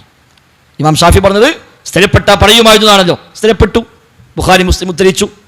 ഫലസിമ ഷാഫിഇയ്യ അൽ ഖൗലു ബിഹി, അത് ഷാഫികൾ ഇനി ഇത് പ്രകാരം പറയൽ നിർബന്ധമാണ് എന്ന് ഇമാം അസ്ഖലാനി ഫത്ഹുൽ ബാരിയിലൊക്കെ ഈ ഈദൈനിയുമായി ബന്ധപ്പെട്ട അധ്യായത്തിൽ ഈ ഹദീസ് വിശദീകരിക്കുമ്പോൾ അദ്ദേഹം രേഖപ്പെടുത്തിയത് കാണാൻ കഴിയും. ഏതായിരുന്നാലും ഹദീസ് വിഷയത്തിൽ, കർമ്മശാസ്ത്ര വിഷയത്തിൽ, കർമ്മശാസ്ത്ര നിദാനശാസ്ത്രത്തിലൊക്കെ വലിയ പ്രാവീണ്യം നേടിയതാണ് ഇമാം ഷാഫി റഹിമഹുല്ലാഹ്. അതോടൊപ്പം സംവാദങ്ങളിൽ അദ്ദേഹം വലിയ അഗ്രഗണ്യനായിരുന്നു. അന്നത്തെ എതിരാളികളുമായി അദ്ദേഹം സംവാദം നടത്താറുണ്ട്. മാത്രവുമല്ല സമ്മതിക്കുമെന്ന് മാത്രമല്ല, ആ സംവാദത്തിൽ പ്രത്യേകമായി ശൈലി സ്വീകരിക്കുകയും അദ്ദേഹം ഒരിക്കലും സംവാദത്തിൽ ശബ്ദമുയർത്താറില്ല എന്നാണ്. എതിരാളികൾക്ക് നേരെ ശബ്ദമുയർത്താറില്ല. അദ്ദേഹം വളരെ പക്വമായി വളരെ മാന്യമായ ശൈലിയാണ് ഇമാം ഷാഫി റഹിമഹുല്ലാഹ് സംവാദത്തിൽ. അങ്ങ് അറിയപ്പെട്ട പലരും ചരിത്രത്തിലുണ്ട്. പൊതുവേ സംവാദമാകുമ്പോൾ ദേഷ്യം പിടിക്കും, ഒച്ചമ്പാലം ഉണ്ടാകും, മറ്റു തോൽപ്പിക്കാൻ നോക്കും, അത് സാധാരണയാണ്. പക്ഷേ ഇമാം ഷാഫിക്ക് ആ ശൈലി ഇല്ല. അതുപോലെ വന്നതാണ് ഇമാം മുഗ്നി റഹിമഹുല്ലാഹ്. ഇമാം മുഗ്നിയാണ് സംവാദത്തിൽ പുതിയ ശൈലി ലോകത്ത് സംഭാവന ചെയ്തത്. അദ്ദേഹം ചിരിച്ചുകൊണ്ട് സംവാദം നടത്തുന്നതാണ്. അദ്ദേഹത്തിൻ്റെ പുഞ്ചിരിയാണ് എതിരാളികളെ പരാജയപ്പെടുത്തുന്നതാണ്. ഒരു എത്ര ചൂടായാലും അദ്ദേഹം ദേഷ്യപ്പെടും. ഇമാം ഇബ്നു തൈമിയ്യ അടക്കം ഇമാം മുഗ്നിയുടെ ആ ശൈലിയെ പ്രത്യേകം എടുത്തു പറയുകയും സംവാദ വേദികളിൽ പുതിയൊരു ശൈലി അദ്ദേഹം ലോകത്തേക്ക് തന്നെ സംഭാവന ചെയ്തുവെന്ന് വരെ അദ്ദേഹത്തെക്കുറിച്ച് പലരും രേഖപ്പെടുത്തി കാണാൻ കഴിയും. ഇമാം ഷാഫി റഹ്മത്തുള്ളാഹി പറയുന്നുണ്ട്, ആരുമായി സംവദിച്ചാലും അദ്ദേഹം തോൽക്കണമെന്ന് എനിക്ക് ആഗ്രഹമുണ്ടാവാറില്ല, ഹക്ക് വെളിപ്പെടണമെന്ന് എനിക്ക് ആഗ്രഹമുള്ളൂ. അത് ഒന്നുകിൽ എൻ്റെ നാവിലൂടെ ആവട്ടെ അല്ലെങ്കിൽ അദ്ദേഹത്തിൻ്റെ നാവിലൂടെ ആവട്ടെ, രണ്ടായാലും കുഴപ്പമില്ല, ഹക്ക് വെളിപ്പെടണമെന്ന് എനിക്ക് ആഗ്രഹമുണ്ടാവാറുള്ളൂ എന്ന് ഇമാം ഷാഫി റഹ്മത്തുള്ളാഹി പറയാറുണ്ട്. സംവാദത്തിൽ അദ്ദേഹം തൻ്റെ സഹസംവാദകൻ അദ്ദേഹവുമായി സംവാദം കഴിഞ്ഞ് പിന്നീട് കണ്ടുമുട്ടിയപ്പോൾ ഇമാം ഷാഫി റഹ്മത്തുള്ളാഹി അദ്ദേഹത്തോട് പറഞ്ഞു, ഒരു മസ്അലയിൽ നമ്മൾ തമ്മിൽ വിയോജിപ്പുണ്ട്, എന്നാൽ അതിനെ പേരിൽ നമ്മൾ തമ്മിൽ സാഹോദര്യം ഇല്ലാതാവേണ്ടതില്ല. നമ്മൾ തമ്മിൽ സാഹോദര്യം ഇല്ലാതാവേണ്ടതില്ല. വലൗ ഖാലഫ്നാ ഫീ മസ്അല, ഒരു മസ്അലയിൽ നമ്മൾ പരസ്പരം വിരുദ്ധ ചേരിയാണെങ്കിലും ശരി, ബാക്കിയെല്ലാം ഒന്നാണല്ലോ, അതുകൊണ്ട് നമ്മൾ തമ്മിൽ ഉള്ള സാഹോദര്യം തകരേണ്ടതില്ല എന്ന് ഇമാം ഷാഫി റഹ്മത്തുള്ളാഹി അദ്ദേഹത്തെ കൈപിടിച്ചുകൊണ്ട് അങ്ങോട്ട് പറഞ്ഞു എന്ന് കാണാൻ കഴിയും. ആ നിലയ്ക്ക് സംവാദ വേദികളിൽ അദ്ദേഹം ഒരു അഗ്രഗണ്യനാണ്. അന്ന് മുഅ്തസിലികളും അദ്ദേഹം സംവദിച്ചിട്ടുണ്ട്, വ്യത്യസ്ത വ്യക്തികളുമായി സംവദിച്ചിട്ടുണ്ട്. ഫിഖ്ഹിന്റെ മസ്അലകളിൽ പലരുമായും വൈജ്ഞാനികമായ ചർച്ചകൾ നിർവഹിച്ചതായും ഇമാം ഷാഫിയുടെ ചരിത്രത്തിൽ കാണാൻ സാധിക്കുന്നുണ്ട്. പിൽക്കാലത്ത് പലരും ആ ശൈലി പിന്നീട് സ്വീകരിച്ചു. സംവാദങ്ങൾ അദ്ദേഹം പ്രത്യേകമായ ശൈലി സ്വീകരിക്കുകയും ആ സംവാദങ്ങൾ ഒരിക്കലും എതിരാളി പരാജയപ്പെടണമെന്ന താല്പര്യം അദ്ദേഹത്തിന് ഉണ്ടായിരുന്നില്ല. താൻ വിജയിക്കണമെന്ന താല്പര്യവുമില്ല, ഹക്ക് വിജയിക്കണമെന്ന് മാത്രമേ താല്പര്യമുള്ളൂ. അദ്ദേഹം അത് പ്രത്യേകം എടുത്തു പറഞ്ഞിട്ടുണ്ട്. എനിക്ക് നസീഹത്ത് മാത്രമേ ഉള്ളൂ, സത്യം വെളിപ്പെടണമെന്ന ഗുണകാംക്ഷ മാത്രമേ എനിക്കുള്ളൂ എന്ന് അദ്ദേഹം പ്രത്യേകം പറയുകയും അത് അദ്ദേഹത്തിൻ്റെ സംവാദങ്ങൾ പ്രത്യേകമായി രേഖപ്പെട്ട ഒരു കാര്യവുമാണ്. അതോടൊപ്പം വലിയ വിനയവും താഴ്മയും തവക്കുലും ഇബാദത്തിലുമൊക്കെ അറിയപ്പെട്ടവരാണ് ഇമാം ഷാഫി റഹിമഹുല്ലാഹ്. അദ്ദേഹം രാത്രിയെ പൊതുവെ 3 ആക്കി തിരിക്കാറുണ്ടതാണ്. നമ്മളൊക്കെ അപ്പോൾ രാത്രി ഒന്നാകെ ഉറങ്ങലില്ല. നമുക്ക് രാത്രി ഉറങ്ങിയിട്ട് പിന്നെ പകൽ പിന്നെ ഉറങ്ങിയാലും മതിയാകണില്ല. അദ്ദേഹം രാത്രിയെ മൊത്തം 3 ആക്കി തിരിക്കും. ആദ്യത്തെ 3 അദ്ദേഹം ഹദീസ് എഴുതാൻ വേണ്ടി ഉപയോഗിക്കും. അതിൽ 3 ഭാഗം ഹദീസിൻ്റെ രചന, അതിൻ്റെ എഴുത്ത് ക്രോഡീകരണം, അതിനാണ് ഉപയോഗിക്കുക. രണ്ടാമത്തെ 3 അദ്ദേഹം പൂർണ്ണമായും നിസ്കരിക്കും. മൂന്നാമത്തെ 3 അദ്ദേഹം ഉറങ്ങും. ഇത് അദ്ദേഹത്തിൻ്റെ ശൈലി. രാത്രി 1 ഭാഗം മാത്രമാണ് അദ്ദേഹം ഉറങ്ങാറുള്ളത്. ബാക്കി 2 ഇങ്ങനെ സേവനത്തിനും ഇബാദത്തിനും എൽമിനുമായി അദ്ദേഹം മാറ്റിവെക്കാറുണ്ട്. ധാരാളമായി അദ്ദേഹം ഖുർആൻ ഓതുമായിരുന്നു. നടക്കുമ്പോൾ ഇരിക്കുമ്പോഴൊക്കെ അദ്ദേഹം ധാരാളമായി ഖുർആൻ ഓത് അദ്ദേഹത്തിൻ്റെ പതിവായിരുന്നു. നേരത്തെ പറഞ്ഞു, നല്ല സുന്ദരമായ ഖിറാഅത്താണ്. ആ ഖിറാഅത്ത് കേൾക്കാൻ വേണ്ടി മാത്രം ആളുകൾ വരികയും അദ്ദേഹം ആവശ്യപ്പെടുകയും അദ്ദേഹം ഖുർആൻ ഓതുകയും അത് കേട്ട് ധാരാളം ആളുകൾ കരയുകയും ചെയ്യുന്ന രീതികൾ പോലും അദ്ദേഹത്തിൽ ഉണ്ടായിട്ടുണ്ട്. വലിയ തവക്കുലും സുഹുദും അദ്ദേഹം അന്നത്തെ പല പണ്ഡിതന്മാരും അന്നത്തെ കാലത്ത് ഭരണാധികാരികളുമായി ബന്ധം സ്ഥാപിക്കുകയും അവരിൽ കുറേ ആനുകൂല്യങ്ങൾ പറ്റുകയും ചെയ്യുന്ന പരിപാടി അന്ന് വ്യാപകമായിരുന്നു. ഇമാം ഷാഫി റഹിമത്തുള്ളാഹി അതിനൊന്നും പോയിട്ടില്ല. അദ്ദേഹം റബ്ബിൽ തവക്കുലാക്കി ജീവിക്കുകയാണ്. അദ്ദേഹം അവസാനം ഈജിപ്തിലേക്ക് പോരുമ്പോൾ അദ്ദേഹം സുഹൃത്ത് നൽകുന്ന ഉപദേശമുണ്ട്. ഈജിപ്തിൽ ഇനി സ്ഥിരമായി താമസിക്കാൻ പോവുകയുള്ളൂ, അദ്ദേഹം ഇറാഖിൽ നിന്ന് യാത്ര അവസാനിപ്പിച്ച് ഈജിപ്തിലേക്ക് പോവുകയാണ്. പോകുമ്പോൾ അദ്ദേഹം പറയുന്നുണ്ട്, ഞാൻ ഈജിപ്തിലേക്ക് പോകുന്നത് എനിക്കറിയില്ല, സൗകര്യത്തിന് വേണ്ടിയാണോ പോണത് അല്ല അവിടെ മരിക്കാനാണോ ഞാൻ പോണത് എനിക്കറിയില്ല എന്ന് അദ്ദേഹം പറയുന്നുണ്ട്. രണ്ടും കിട്ടി, അവിടെ സൗകര്യങ്ങൾ കിട്ടി, അവിടുത്തെ അദ്ദേഹം അവസാനം മരിക്കുകയും ചെയ്തു എന്നാണ്. അപ്പോൾ അദ്ദേഹത്തിന് നൽകുന്ന ഉപദേശമുണ്ട്, നിങ്ങൾ പോകുമ്പോൾ ഒരു കൊല്ലമെങ്കിലും ജീവിക്കാൻ ആവശ്യമായ വിഭവങ്ങളെ നിങ്ങൾ ശേഖരിക്കണം. കാരണം വേറെ ജോലിയും അങ്ങനെ ഒരു വരുമാനമൊന്നുമില്ലല്ലോ. നിങ്ങളവിടെ പോകുമ്പോൾ ഒരു കൊല്ലം ഭക്ഷണം കഴിക്കാനുള്ള വക നിങ്ങൾ കൈവശം വേണം. അതേപോലെ അവിടുത്തെ ഭരണാധികാരികളുമായി ചെറിയ ബന്ധമുണ്ടാക്കി ഒരു ഇസ്സത്ത് നിങ്ങൾ നേടുകയും വേണം. അദ്ദേഹം പറഞ്ഞു, ഞാൻ മദീനയിലൊക്കെ ജീവിച്ച കാലത്ത് ഒരു ദിവസം കഴിക്കാനുള്ള ഭക്ഷണം പോലും എടുത്തുണ്ടായിരുന്നില്ല, എന്നിട്ട് ഞാൻ പട്ടിണി ഇരുന്നിട്ടില്ല, പിന്നല്ല ഇപ്പം ബേജാറിതാണ്. ഒരു ദിവസത്തെ ഭക്ഷണം ഇല്ലാതെ കഴിഞ്ഞ കാലത്തും പട്ടിണി ഉണ്ടായിട്ടില്ല, അന്നും ഏതെങ്കിലും വഴിക്ക് അല്ലാഹു തആല റിസ്ക് എത്തിച്ചേർന്നിട്ടുണ്ട്. ആ റബ്ബിൽ തവക്കുലാക്കി പോവുക എന്ന് അദ്ദേഹം സ്വീകരിച്ച നയമതാണ്. അതുകൊണ്ട് തന്നെ അങ്ങനത്തെ ഭരണാധികാരികളുമായി അടുപ്പുണ്ടാക്കി അവരിൽ നിന്ന് ആനുകൂല്യം പറ്റി അങ്ങനെ ജീവിക്കുന്ന രീതി ഇമാം ഷാഫി റഹിമഹുല്ലാ സ്വീകരിച്ചു പോന്നിട്ടില്ല. എവിടെയും അദ്ദേഹം കണ്ടത് ഉറക്കെ തുറന്ന് പറയുമായിരുന്നു. അതോടൊപ്പം നബി കുടുംബത്തോട് വലിയ ആത്മബന്ധവും സ്നേഹവും അദ്ദേഹം നിലനിർത്തിപ്പോന്നു. നബി കുടുംബത്തെ മഹത്വപ്പെടുത്തിക്കൊണ്ട് അദ്ദേഹം കവിതകൾ ചൊല്ലിയിട്ടുണ്ട്. അതുൻ നബി വസീലത്തി, അതുൻ നബി അവരാണ് എൻ്റെ വസീല എന്ന് പറഞ്ഞുകൊണ്ട് അതുൻ നബി ഖറാബത്തി വഹുമു ഇലയ്യ വസീലത്തി എന്ന് പറഞ്ഞ് ഇമാം ഷാഫി റഹിമഹുല്ലാ നബി കുടുംബത്തെ പറ്റി അദ്ദേഹം കവിത പറഞ്ഞിട്ടുണ്ട്. അന്ന് ഷിയാക്കൾ കുറച്ചുള്ള കാലമാണ്. അപ്പോൾ പൊതുവേ ഷിയാക്കളാണ് നബി കുടുംബത്തിൻ്റെ പേരും പറഞ്ഞ് വ്യാജമായി രംഗത്തിറങ്ങിയവർ. നബി കുടുംബത്തിൻ്റെ മഹത്വം അങ്ങനെ പറയും, സംഗതി ഒരു ഉദ്ദേശം വേറെയാണ്. അങ്ങനെ 9 ഷിയാക്കളെ പിടിച്ച കൂട്ടത്തിൽ 10ാമനായി ഇദ്ദേഹത്തിനെ പിടിച്ചുകൊണ്ടായി. ഷിയാക്കളെ പിടിച്ചപ്പോൾ ആ കൂട്ടത്തിൽ ഇദ്ദേഹം ഷിയയാണ് എന്ന് ഒരു തെറ്റിദ്ധരിച്ചുകൊണ്ട് അദ്ദേഹത്തെയും പിടിച്ചുകൊണ്ടായി അദ്ദേഹത്തെ ഇറാഖിലേക്ക് കൊണ്ടുപോയി. അദ്ദേഹത്തിൻ്റെ 34ാമത്തെ വയസ്സിൽ, ഇത് 184-ൽ 34ാമത്തെ വയസ്സിൽ അദ്ദേഹത്തെ അറസ്റ്റ് ചെയ്തുകൊണ്ട് ഇറാഖിലേക്ക് ഖലീഫയുടെ മുമ്പാകെ ഹാജരാക്കാൻ വേണ്ടി കൊണ്ടുപോകുന്നുണ്ട്. കൂടെ കൊണ്ടുപോയ 9 ആളും അവിടെ വെച്ച് കൊല്ലപ്പെട്ടു. ഒരു ഷിയാക്കളായിരുന്നു, അവരെ കുറ്റം തെളിഞ്ഞു, അവരെ അവിടെ വെച്ച് വാളിനിരയാക്കി. ഇമാം ഷാഫി റഹിമഹുള്ളയുടെ ആ ഒരു സംസാര ശൈലിയും അദ്ദേഹത്തെ ഖലീഫ അഭിസംബോധന ചെയ്തപ്പോൾ ഖലീഫയ്ക്ക് അദ്ദേഹത്തോട് ചില ഒരു ആകർഷണം തോന്നുകയും അങ്ങനെ ചില ചോദ്യങ്ങൾ ചോദിക്കുകയും ആ ചോദ്യങ്ങൾ തുറന്ന് ഇദ്ദേഹത്തിൻ്റെ അറിവും കഴിവുമൊക്കെ ബോധ്യപ്പെടുകയും ചെയ്തപ്പോഴാണ് ഇമാം ഷാഫി അവർ പിന്നെ വിട്ടയക്കുകയൊക്കെ ചെയ്യുന്നത്. അന്ന് ഇമാം ഷാഫിക്ക് 34 വയസ്സാണ്. അങ്ങനെ അദ്ദേഹം വന്ന് ഇറാഖിലെത്തി. ഒരുപാട് പണ്ഡിതന്മാരുണ്ട്, അവരുമായി കാണാൻ അവസരമുണ്ടായി, ധാരാളം അറിവ് നേടി. അപ്പോൾ യഥാർത്ഥത്തിൽ അദ്ദേഹം പോയത് ഒരു കുറ്റവാളിയായി പിടിക്കപ്പെട്ടു പോയതാണെങ്കിലും അല്ലാഹു തആല ഇൽമ പഠിക്കാൻ വേണ്ടിയുള്ള ഒരു വഴി അതിലൂടെ ഒരുക്കി കൊടുക്കുകയായിരുന്നു എന്ന് ഇമാം ഷാഫി റഹിമഹുല്ലാ പിന്നീട് പറയുന്നുണ്ട്. ആ നിലയ്ക്ക് ചില അത്ഭുതങ്ങൾ അദ്ദേഹത്തിൻ്റെ ജീവിതത്തിൽ സംഭവിച്ചു പോയിട്ടുണ്ട്. റബ്ബിൽ തവക്കുലാക്കി ആത്മാർത്ഥമായി ദീനിന് വേണ്ടി അദ്ദേഹം സേവനം ചെയ്തു. അവസാനം 49ാമത്തെ വയസ്സിൽ ഈജിപ്തിലേക്ക് മടങ്ങി. പിന്നെ അദ്ദേഹം യാത്ര പോയിട്ടില്ല. അദ്ദേഹത്തിന് പൈൽസ് ബാധിച്ച് ധാരാളമായി രക്തം വാർന്നു പോകുന്ന ഒരു രീതിയിലുണ്ടായിരുന്നു. കണ്ടമായ രക്തം പോയി ശരീരമൊക്കെ ആകെ ക്ഷീണിച്ച് യാത്ര ചെയ്യാൻ കഴിയാത്ത ഒരവസ്ഥയിലേക്ക് അദ്ദേഹം പിന്നീട് മാറി. അങ്ങനെ 5 കൊല്ലം അദ്ദേഹം ഈജിപ്തിൽ തന്നെ കഴിഞ്ഞുകൂടുകയാണ് ചെയ്യുന്ന അവസാനത്തെ 5 വർഷം. 54ാമത്തെ വയസ്സിൽ റജബ് അവസാനത്തെ ദിവസത്തിൽ രാത്രി ഇശാക്ക് ശേഷം അദ്ദേഹം വഫാത്താവുകയും ചെയ്തു. എപ്പോഴും മരണത്തെ ഓർക്കുകയും അതിനുവേണ്ടിയുള്ള തയ്യാറെടുപ്പ് നിർവഹിക്കുകയും ചെയ്യാറുണ്ട്. അദ്ദേഹം ആരോഗ്യമുള്ള കാലത്ത് കൂടി പലപ്പോഴും പോകുമ്പോൾ ഒരു വടി കൈക്കലുണ്ടാവുന്നതാണ്. അപ്പോൾ ചോദിക്കുന്നത്, എന്തിനാ പങ്കെടുത്ത് വടി? കുത്തിപ്പിടിക്കാതായാലും വടി വേണം, വയസ്സായിട്ടൊന്നുമില്ല, പിന്നെ എന്തിനാ വടി? ഒന്നല്ല, ഞാൻ മുസാഫിറാണ് എന്ന് ഒരു ഓർമ്മ ഉണ്ടാവാനാണ്. ദുന്യാവുന്നൊരു മുസാഫിറാണ്, ഒരു യാത്ര പോവുകയാണ്. അപ്പോൾ ആ ഓർമ്മക്കാണ്, മറക്കാതിരിക്കാനാണ് ഒരു വടി കൈവശം എന്ന് അദ്ദേഹം പലപ്പോഴും പറയാറുണ്ട് എന്നാണ്. നേരത്തെ സൂചിപ്പിച്ചുവല്ലോ, അദ്ദേഹം ഈജിപ്തിലേക്ക് പോരുമ്പോൾ അദ്ദേഹം പറഞ്ഞു, എനിക്കറിയില്ല റബ്ബെന്നെ കൊണ്ടുപോകുന്നത് സൗകര്യങ്ങൾക്ക് വേണ്ടിയാണോ അല്ല അവിടുന്ന് മരിക്കാൻ വിധിണ്ടായിട്ട് അതിനുവേണ്ടി റബ്ബെന്നെ കൊണ്ടുപോവുകയാണോ എന്നെനിക്കറിയില്ല. രണ്ടും കിട്ടി. ഈജിപ്ത് അദ്ദേഹത്തിന് വന്ന വലിയ സ്വീകരണം കിട്ടി. എല്ലാവരും അദ്ദേഹത്തെ ഏറ്റെടുത്തു. ധാരാളം സൗകര്യങ്ങൾ അദ്ദേഹത്തിന് ലഭിച്ചു. കുറേയൊക്കെ അംഗീകാരങ്ങളും സാമ്പത്തിക ശേഷിയും എല്ലാം ഉണ്ടായി. അവിടെ വെച്ച് അദ്ദേഹം മരണപ്പെടുകയും ചെയ്തു. റജബിൽ അവസാനത്തെ ദിവസം ഇശാ നിസ്കാരം കഴിഞ്ഞതിന് ശേഷമാണ് അദ്ദേഹം മരിക്കുന്നത്. അത് ആ സമയത്ത് അദ്ദേഹത്തിൻ്റെ ശിഷ്യൻ നേരത്തെ പറഞ്ഞ ഇമാം മുസ്നി റഹിമഹുല്ലാ അദ്ദേഹം കാണാൻ വേണ്ടി വരുന്നുണ്ട്. സുഖമില്ല, പൈൽസ് ബാധിച്ച് രക്തമൊക്കെ വാർന്നൊഴുകി വല്ലാതെ അവശനായി ഒന്നിനും കഴിയാത്ത അവസ്ഥയ്ക്ക് അന്ന് എത്തിയിട്ടുണ്ട്. അന്ന് അദ്ദേഹം കാണാൻ വരികയും കൈഫ് അസ്ബഹത്ത, എന്താണ് നിങ്ങളുടെ അവസ്ഥ എന്ന് ചോദിക്കുമ്പോൾ അദ്ദേഹം പറയുന്നുണ്ട്, എനിക്ക് തോന്നുന്നത് ഞാൻ ദുന്യാവിൽ നിന്ന് യാത്ര പോകാനായി എന്നാണ്. ദുന്യാവിൽ നിന്ന് പോകാറായി, എൻ്റെ കൂട്ടുകാരെയെല്ലാം പിരിയാറായി, മരണം ആസ്വദിക്കാറായി എന്നെനിക്ക് തോന്നുന്നു. എനിക്കറിയില്ല റബ്ബിൻ്റെ മുമ്പിലേക്ക് ചെന്നാൽ എൻ്റെ റൂഹ് സ്വർഗത്തിലേക്കാകുമോ പോവുക, അതല്ല നരകത്തിലേക്കാകുമോ പോവുക എന്നെനിക്കറിയില്ല എന്ന് അദ്ദേഹം അവസാനം അന്ന് ആ രാത്രി പറഞ്ഞ വാക്കുകൾ കാണാൻ കഴിയും. അദ്ദേഹം ധാരാളമായി കരയുകയും പടച്ചറബിനെ ഓർക്കുകയും ഇസ്തിഗ്ഫാർ നടത്തുകയും അദ്ദേഹം ഒരു കവിതയിലൂടെ അദ്ദേഹം പടച്ചറബെ, എൻ്റെ പാപങ്ങൾ ധാരാളമുണ്ട്, പക്ഷേ എൻ്റെ പാപങ്ങളും നിൻ്റെ അഫ്വും കൂടെ ഞാൻ ഒത്തുനോക്കുമ്പോൾ എൻ്റെ അഫ്വാണ് എൻ്റെ പാപങ്ങളെക്കാൾ എത്രയോ മഹത്വമുള്ളത്. അതുകൊണ്ട് ഈ സാധുവായ അടിമക്ക് നീ മാപ്പ് നൽകണം എന്ന് പറഞ്ഞ് റബ്ബിനോട് ഇസ്തിഗ്ഫാർ നിർവഹിക്കുകയും ആ രാത്രി അദ്ദേഹം മരണപ്പെടുകയും ചെയ്തുവെന്നാണ്. ധാരാളം ഗ്രന്ഥങ്ങൾ അദ്ദേഹം സമൂഹത്തിന് കൈമാറിയിട്ടാണ് പോകുന്നത്. 100-ലേറെ കിതാബുകൾ ചെറുതും വലുതുമായി അദ്ദേഹം എഴുതിയിട്ടുണ്ട്. അത് നേരത്തെ പറഞ്ഞ പോലെ അഖീദയിൽ ഫിഖ്ഹിൽ, കർമ്മശാസ്ത്ര നിദാനശാസ്ത്രമായ ഉസൂൽ ഫിഖ്ഹിൽ എല്ലാം വ്യത്യസ്തമായ കൃതികൾ അദ്ദേഹത്തിനുണ്ട്.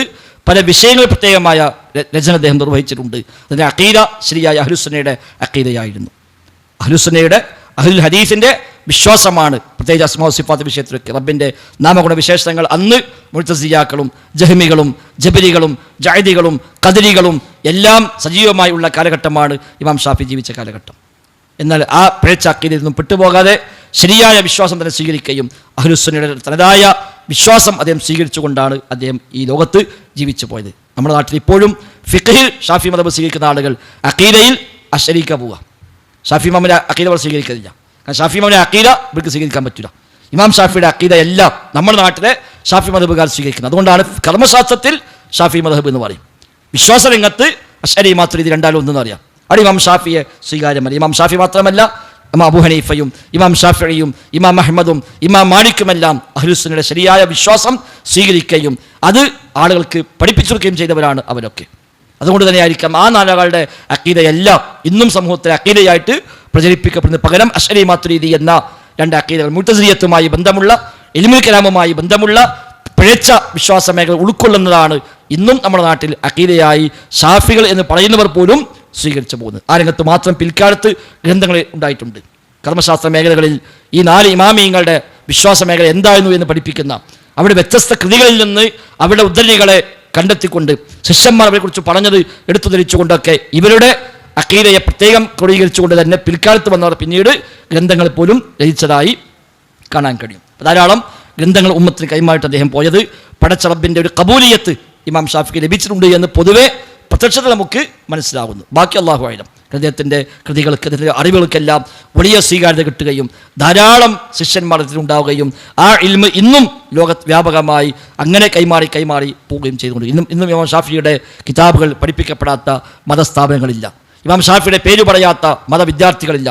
ഇമാം ഷാഫിയെ അവലംബിച്ചുകൊണ്ട് ദീനു പറയാത്ത വേദികളില്ല. നമ്മുടെ ഈ ക്ലാസ് പോലും അദ്ദേഹത്തെക്കുറിച്ച് സംസാരമായി മാറിയല്ലോ. അതൊക്കെ റബ്ബൊരാൾക്ക് ഒരു കബൂലിയത്ത്, ഒരു സ്വീകാര്യത നൽകുന്നു എന്നതിൻ്റെ പ്രത്യക്ഷമായ അടയാളങ്ങളായി എണ്ണപ്പെടുന്ന കാര്യങ്ങളാണ്. ബാക്കി റബ്ബിനെ അറിയൂ, നമുക്ക് ആളെക്കുറിച്ച് തീർത്ത് പറയാൻ സാധ്യമല്ല. ഹിജ്റ 204 തൻ്റെ 54-ാമത്തെ വയസ്സിൽ അദ്ദേഹം വഫാത്തായി. ഈജിപ്തിൽ അദ്ദേഹത്തെ മടമാടപ്പെട്ടു. ഇതാണ് മൊത്തത്തിൽ ഇമാം ഷാഫി റഹ്മത്തുള്ളാഹിയുടെ ഒരു ജീവിതത്തിൻ്റെ ഒരു ആകത്തുക. ഏതായിരുന്നാലും ധാരാളം വലിയ പാഠങ്ങൾ നമുക്ക് ആ മഹാനുഭാവനിൽ നിന്ന് പഠിക്കാനുണ്ട്. അദ്ദേഹത്തിന് ശേഷം വന്ന എല്ലാ പണ്ഡിതന്മാർക്കും ഇമാം ഷാഫിയുമായി ഒരു ബന്ധം, ഒരു കടപ്പാട് ഇല്ലാതിരിക്കില്ല എന്നാണ് പിന്നീട് വന്നവർ രേഖപ്പെടുത്തി പോയത്. കാരണം എല്ലാം അദ്ദേഹത്തെ അറിവുമായി കണക്റ്റഡാണ്. ഹദീസാണെങ്കിലും ഉസൂൽ ഹദീസാണെങ്കിലും ഫിഖ് ആണെങ്കിലും ഉസൂൽ ഫിഖ് ആണെങ്കിലും അതൊക്കെ ഇമാം ഷാഫിയുടെ അറിവുമായി കണക്ട് ചെയ്തുകൊണ്ടല്ലാതെ അത് ശേഷം പിന്നെ ഒരാളിലേക്കും അത് കൈമാറി പോന്നിട്ടില്ല. അതുകൊണ്ടാണ് പിന്നീട് വന്ന ആരും ഇമാം ഷാഫിയുമായി ആ വിഷയത്തിൽ കടപ്പെട്ടവരാകുന്നു. പ്രത്യേകിച്ച് നിദാനശാസ്ത്രങ്ങളിൽ ഉസൂലുകളിൽ ഖവായിദുൽ ഫിഖ്ഹിയ പോലെയുള്ള ഉസൂൽ ഫിഖ് പോലെയുള്ള മേഖലകളിൽ ഇമാം ഷാഫിയുമായി കടപ്പെടാത്ത ഒരാളും തന്നെ അതിന് ശേഷമുള്ളവർ ഇല്ല. അദ്ദേഹത്തിൻ്റെ കർമ്മശാസ്ത്രം പിന്നീട് ഒരു വലിയ പഠന വിഷയമായി മാറി. അത് വ്യത്യസ്തമായ പണ്ഡിതന്മാർ പിന്നീട് ഏറ്റെടുത്തു. അങ്ങനെയാണ് മദ്ഹബു ഷാഫി മദ്ഹബ് എന്ന പേരിൽ കർമ്മശാസ്ത്രത്തിൽ ഒരു മദ്ഹബ് തന്നെ പിന്നീട് രൂപപ്പെട്ടു വരികയും നവവി ഇമാമിനെ പോലെയുള്ള റാഫി ഇമാമിനെ പോലെയുള്ള വ്യത്യസ്തമായ പണ്ഡിതന്മാർ പിൽക്കാലത്ത് അത് കൈകാര്യം ചെയ്യുകയും വസ്സാലി റഹിമഹുല്ല അതിന് കൃത്യമായ ഒരു ഊടുംപാവും ഉണ്ടാക്കി കൊടുക്കുകയും ഒക്കെ ചെയ്യുക വഴി ഷാഫി മദ്ഹബ് എന്നത് പിന്നീട് ഒരു മദ്ഹബായി രൂപപ്പെട്ടുവെന്നൊക്കെ ഇമാം ഷാഫിയുടെ കാലശേഷമാണ്. ഏതായിരുന്നാലും അള്ളാഹു ദീനിന് വേണ്ടി നിസ്വാർത്ഥമായി സേവനം ചെയ്തുവെന്നാണ് അദ്ദേഹത്തിൻ്റെ ചരിത്രത്തിൻ്റെ ബാഹ്യത്തിൽ നമുക്ക് മനസ്സിലാകുന്നത്. ബാക്കി അറിയുന്നവൻ റബ്ബ് സുബ്ഹാനഹു വ തആലയാണ്. അവരെല്ലാം നമുക്ക് പാഠമുണ്ട്. ആ പാഠങ്ങൾ ഉൾക്കൊണ്ടുകൊണ്ട് നമ്മുടെ ജീവിതത്തിലേക്ക് അതിൽ നിന്ന് സ്വീകരിക്കാൻ ഉള്ള എന്തെല്ലാം ഉണ്ടോ അതെല്ലാം സ്വീകരിക്കാൻ നാം പരിശ്രമിക്കുക. തെറ്റുപറ്റാത്ത ആരുമില്ല, എല്ലാവരും മനുഷ്യന്മാരാണ്. അമ്പിയാക്കൾ മാത്രമാണ് മഅസൂമീങ്ങൾ, തെറ്റുപറ്റാത്തവർ. അല്ലാത്ത ആർക്കും അബദ്ധങ്ങൾ വന്നേക്കാം, അബദ്ധമില്ലാത്ത ഒരാളും തന്നെ ഇല്ല. അത് സ്വാഭാവികമായി ഇമാം ഷാഫിക്കും വന്നേക്കാം. ആ വല്ല അബദ്ധവും ഉണ്ടെങ്കിൽ അല്ലാഹു സുബ്ഹാനഹു വ തആല അവർക്ക് മഗ്ഫിറത്ത് നൽകി അനുഗ്രഹിക്കുമാറാവട്ടെ. നമുക്കെല്ലാം അഹ്ലുസുന്നയുടെ ഇമാമിങ്ങളെ കൂടെ റബ്ബ് സുബ്ഹാനഹു വ തആല റബ്ബിൻ്റെ ജന്നാത്തുൽ ഫിർദൗസിൽ ഒരിടം നൽകി അനുഗ്രഹിക്കുമാറാവട്ടെ. ആമീൻ.